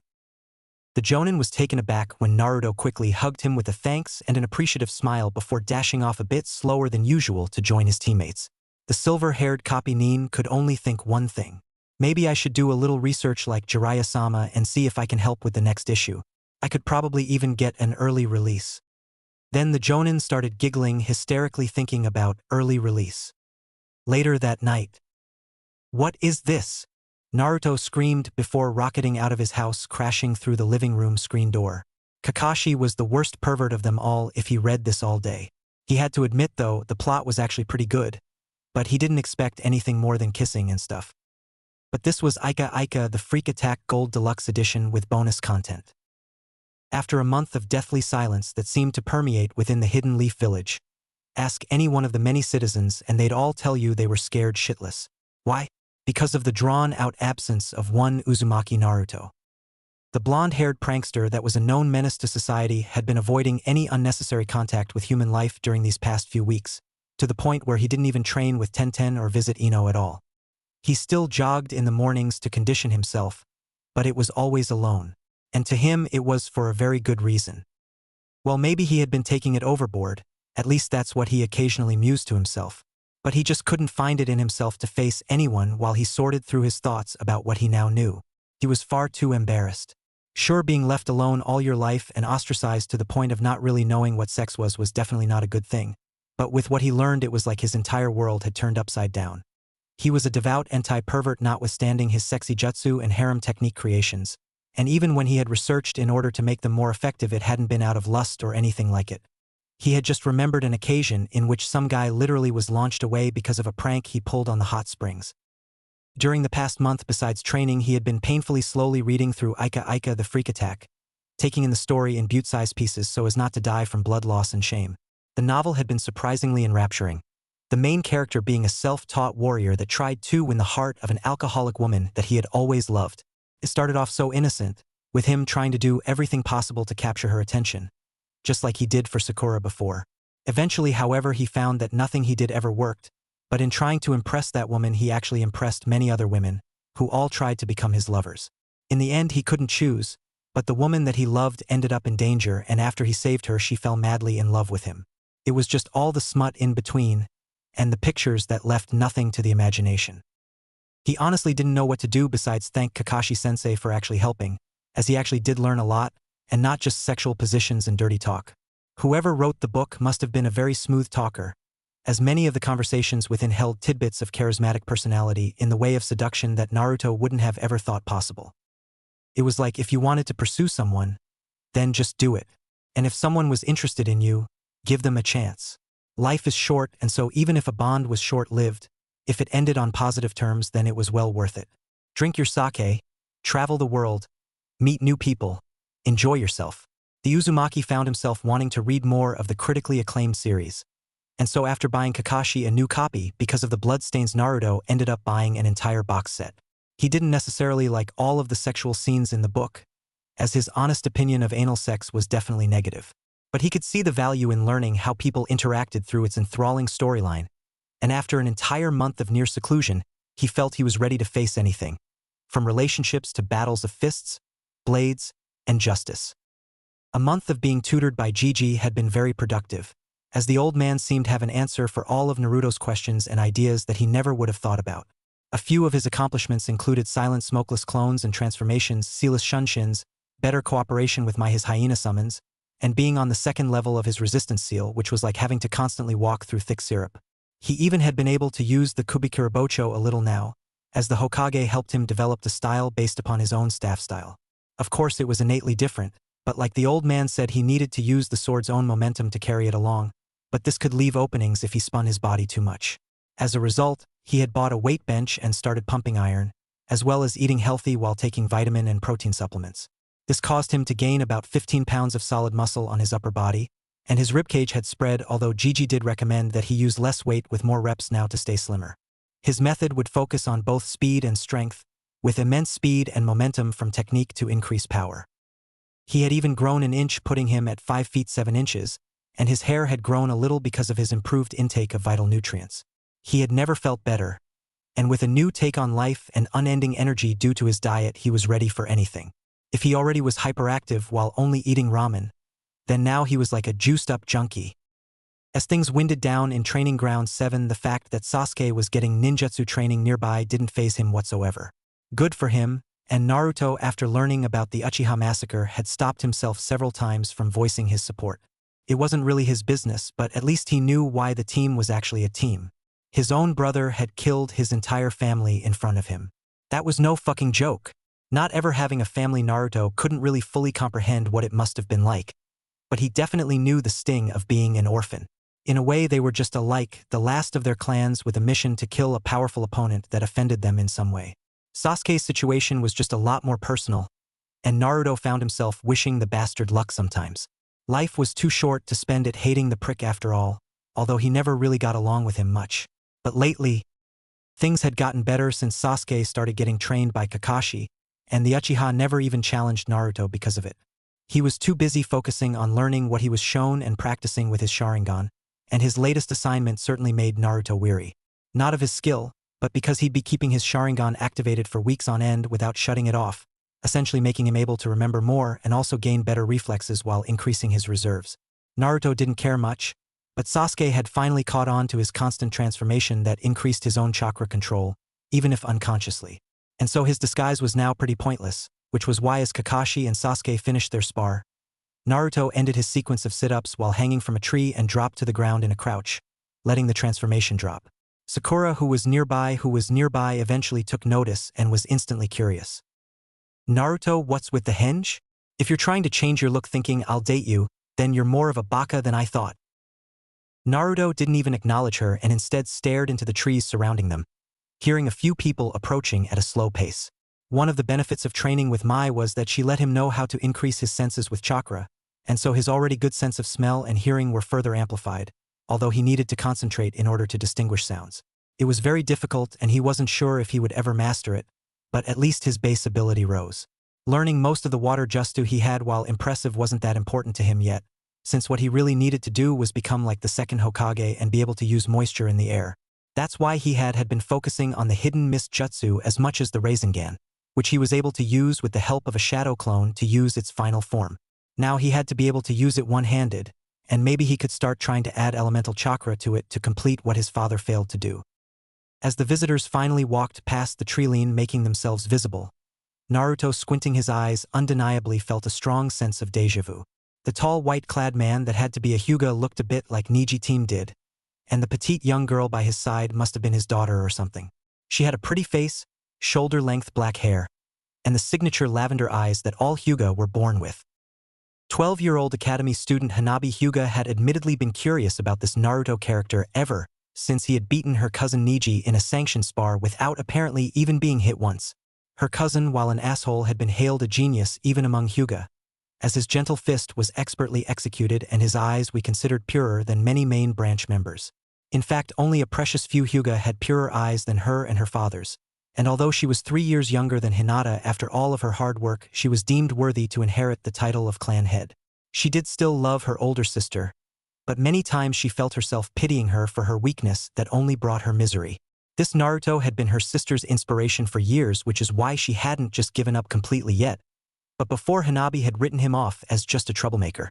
But now, with her sister's long-time infatuation with him and Niji's defeat, she had been pestering her father for an entire month in order to come and meet him. And the Hyuga way of meeting someone many times involved close combat. That was Hyuga life. Naruto Uzumaki, I presume? Hanabi asked as her and her father gracefully strolled to where Team 7 were gathering after their practice. Rubbing the back of his head with a disarming smile, Naruto replied, "Yep, that's me, the Leaf's super awesome future Hokage and #1 prankster. Hope you're not mad about a prank or something. Or is this bout that Niji guy?" Hanabi, seemingly unaffected by his happy demeanor, told him, "I am Hanabi Hyuga, and this is my father Hayashi Hyuga, the leader of our clan. I am here because I wish to fight you and test myself against one who could defeat Niji without taking a single blow. Do you accept my challenge?" "What's the rules, Hanabi-chan?" Naruto asked, a little put off about fighting such a cute and small-framed girl. "What were the terms of your bout with my cousin Niji?" Well, jutsu were allowed but no fatal blows, and I didn't use my sword, so how about this? You can use your gentle fist style with the chakra strikes, and even though I won't use jutsu, I'll use chakra as well. It's an important part of the taijutsu I've created, like it is for your jukin after all." Everyone went wide-eyed at his words, especially Sakura and Kakashi, with the pinkette immediately asking, "Hey, what's going in, Kakashi-sensei? Why'd she want to fight someone with terrible taijutsu like Naruto?"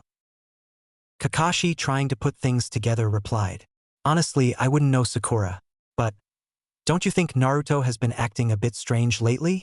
It just may be that he's been keeping his true strength a secret, which is actually an intelligent tactic for shinobi." Inwardly, he was cursing his lack of a social life. Sure, he occasionally picked up a lady or two when a new issue of Ika Ika and he was inspired, but he never really talked with his fellow shinobi unless it was necessary. He had been distant like this ever since Rin and Obito passed and he joined the Umbu, which was why he even took a genin squad in the first place. A few of his old friends had thought it would be good for him, but it would seem that he had neglected and underestimated his sensei's son, who had great potential if what the Hyuga era said was true.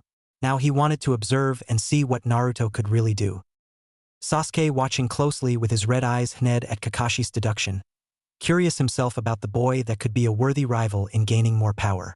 He didn't like the fact that the girl ignored him along with her father, but since her issue was with Naruto, he just would watch and learn what he could. "Hanabi, restrict yourself to the basics on this occasion, and try and finish as quickly as possible." Hayashi Hyuga instructed her, not out of disrespect for Naruto, but weariness because of Sasuke. The girl seemed to already understand as she nodded, and her and Naruto moved away from the spectators into position. As she took a stance with a determined look, Naruto declared, just as confident, "Naruto Uzumaki of the Uzumaki clan. Shadow Hyena Taijutsu. Let's do it, Databeo. Release." Seeing how he stood naturally and waited, Hanabi, taking a look at her father, smirked and replied, "Hanabi Hyuga of the Hyuga clan. Gentle fist. Prepare yourself." Suddenly she shot forward nearly as fast as a Chunin, her Byakugan activating without her even uttering a sound. Naruto, flickering to the side of her, nearly caught her off guard, sending a side kick aimed at her midsection, but the nimble girl spun around the blow with her arms outstretched in 2 twisting strikes. But Naruto disappeared again and was already behind her, shocking everyone with his impressive speed and direct attacks. He countered with several strong hooking claw swipes that were actually strikes that would turn into grabs, something he learned from sparring with Gigi and a few of his less powerful ape summons. The hyena shadow style was actually a combination of the snow leopard taijutsu, the ape style wrestling, and inspiration from his partner Mai, who used crushing bites to end fights in one blow. This was only enhanced with the shunshin technique, which is why he worked so hard on learning to use it with no seals like many other ninja could. He just didn't tire from using it frequently, which gives him an edge in taijutsu. It was still difficult to reiterate himself after appearing to immediately attack, but at least now his speed was acceptable, mostly due to the resistance seal, which he had released before the match started. Hanabi surprising him because it was still a bit weird fighting a Hyuga for him, lashed out with lightning-fast fingertips, hitting his forearms while spinning beside him, all without turning around until after she struck. Then she went for a double palm finisher to his ribs, but he disappeared again beside her, throwing a low kick, aiming for her thigh instead of her knee. As she responded to the kick, he flickered again, this time catching her while she was a little off balance from trying to parry the low kick. Lashing out with a roundhouse to her upper arm, he struck true with and caused her to stagger a little, but she used precise chakra control to soften the forceful blow and wrapped her arm around his leg, trapping it. Naruto, seeing he was caught by the smaller girl somehow, knew he was in trouble if he didn't get away fast, and jumping up just as her free hand struck out, he kicked off of her while taking a hit to the thigh, and he backflipped crisply but staggered from the pain in his leg. Damn, gentle fist was painful. Hanabi, using her chakra to absorb the kick, plant herself firmly, and burst forward, nearly finished the blonde with 5 swift palms that came in a flurry aimed at his torso, but he flickered at the last second, a little delayed because of the sealed tenketsu point in his leg. Thankfully his chakra was rather powerful, or he may not have been able. Reappearing behind her and then flickering again, he appeared to the side of her and jumped into 2 spinning side kicks, using both his legs in the same attack, trying to overwhelm her. But she was no novice in taijutsu, and rolling to the side she rose, exploding into a series of palm strikes that came directly at Naruto's exposed side as he turned to parry the blows. He managed to stop the first 3, but the pain of the chakra entering his hands and wrist caused his defense to falter, and in a last-ditch effort he tried to catch her with a jumping knee strike. She just twisted her body around the blow, and this time the double palm struck true, hitting him in his shoulder and sending him to the ground in a heap. He didn't give up so easily though, and rising while kicking out with his leg, he tried and failed to use a flicker again to his astonishment. Hanabi, confidently awaiting him, just moved to the side when leapt into a hammer fist, his leg low roundhouse kicking at the same time. Lifting up her leg as the kick went under it, Hanabi caught Naruto with 2 more palm strikes but his lower ribcage and upper back causing him to grunt in pain and stagger some more. But no matter what, he wouldn't give up or fold. That's when Kakashi stepped in, and Hayashi had been about to do the same if he took any more attacks. Naruto, that's enough. You did well, but as of now this spar is over. Hanabi Hyuga is the winner. Hanabi, beaming, stood triumphantly and told him, your skill was decent, but I don't see how you defeated Niji. Is your specialty taijutsu, Uzumaki-san? Just Naruto K. And nah. But taijutsu is what I'm focusing on right now, Hanabi Haim. Let's have a rematch sometime, K. And I gotta say, you're way stronger than you look. Believe it. But I'll be stronger than you before you know it. I have to be if I'm gonna be Hokage, Naruto declared, smiling brightly despite his loss. While Hanabi was a petite girl and that didn't make him happy he lost, the fact that she was the Hyuga head's daughter must have meant that she had been one of the better fighters in their family. She had to have had the best instructors, if not her father himself after all. Plus he felt he had done pretty well, although he hadn't used the chakra shield because he wasn't experienced enough with it yet. He honestly had been focusing more on the Rasengan and water manipulation, but now he saw the need for a better defense. He definitely wanted to face Hanabi again really soon though, since if he could beat a Hyuga with taijutsu alone, then it'd mean he had certainly gotten much better. Hanabi don't know why, but the smile and determined look in his eyes as he talked to her caused her to feel something she had never experienced before. It was like her heart was stuttering and her stomach was loopy. But what could it have been? An effect of his taijutsu? All she knew was that she wanted a proper rematch, since he had essentially been handicapped for the sake of improving his taijutsu style. She was interested in seeing the full spectrum of his ability. I accept your challenge, Naruto-san, and I thank you for your kind words. We'll just have to see if you can back that claim up. But know that the Hyuga are the strongest. I wish you farewell, as I must resume my training. I'll see you later. With that, Hanabi and her father left training ground 7. And after hobbling over to his favorite tree, Naruto knew the inevitable questioning would come as his team followed behind him. What was that taijutsu loser, and how's you get so fast? What is this Uzumaki clan? I thought you were an orphan. I am an orphan, and as far as my speed and taijutsu goes, that's a secret. It's not like you'd tell me everything about your Uchiha taijutsu, would you? Besides, the Uchiha and Uzumaki clans are old rivals, so it'd look bad if you learned my stuff anyway. Or have you lost your Uchiha pride? While it was actually a truth Naruto spoke about the old rivalry, he was actually using his words to manipulate the boy into not copying him. And it worked perfectly. Rivalry? What rivalry? I've never even heard of an Uzumaki clan, so dash. That's because the Uzumaki clan were destroyed Sasuke, and by two of the great nations nonetheless. They were too powerful for their own good, and Kumo and IWA launched a surprise attack. Only a few survived, and the remnants of his clan were spread around the nations and hiding. Remember how I said Naruto has much more chakra than even me? Well, it's an Uzumaki thing. Kakashi explained, already knowing what was going to happen. Naruto seemed to invite it, however, and the boy's using pride was a good way to keep his techniques. His fight me, Naruto Uzumaki. Let's see which clan is superior. Sasuke challenged with a serious look in his red eyes.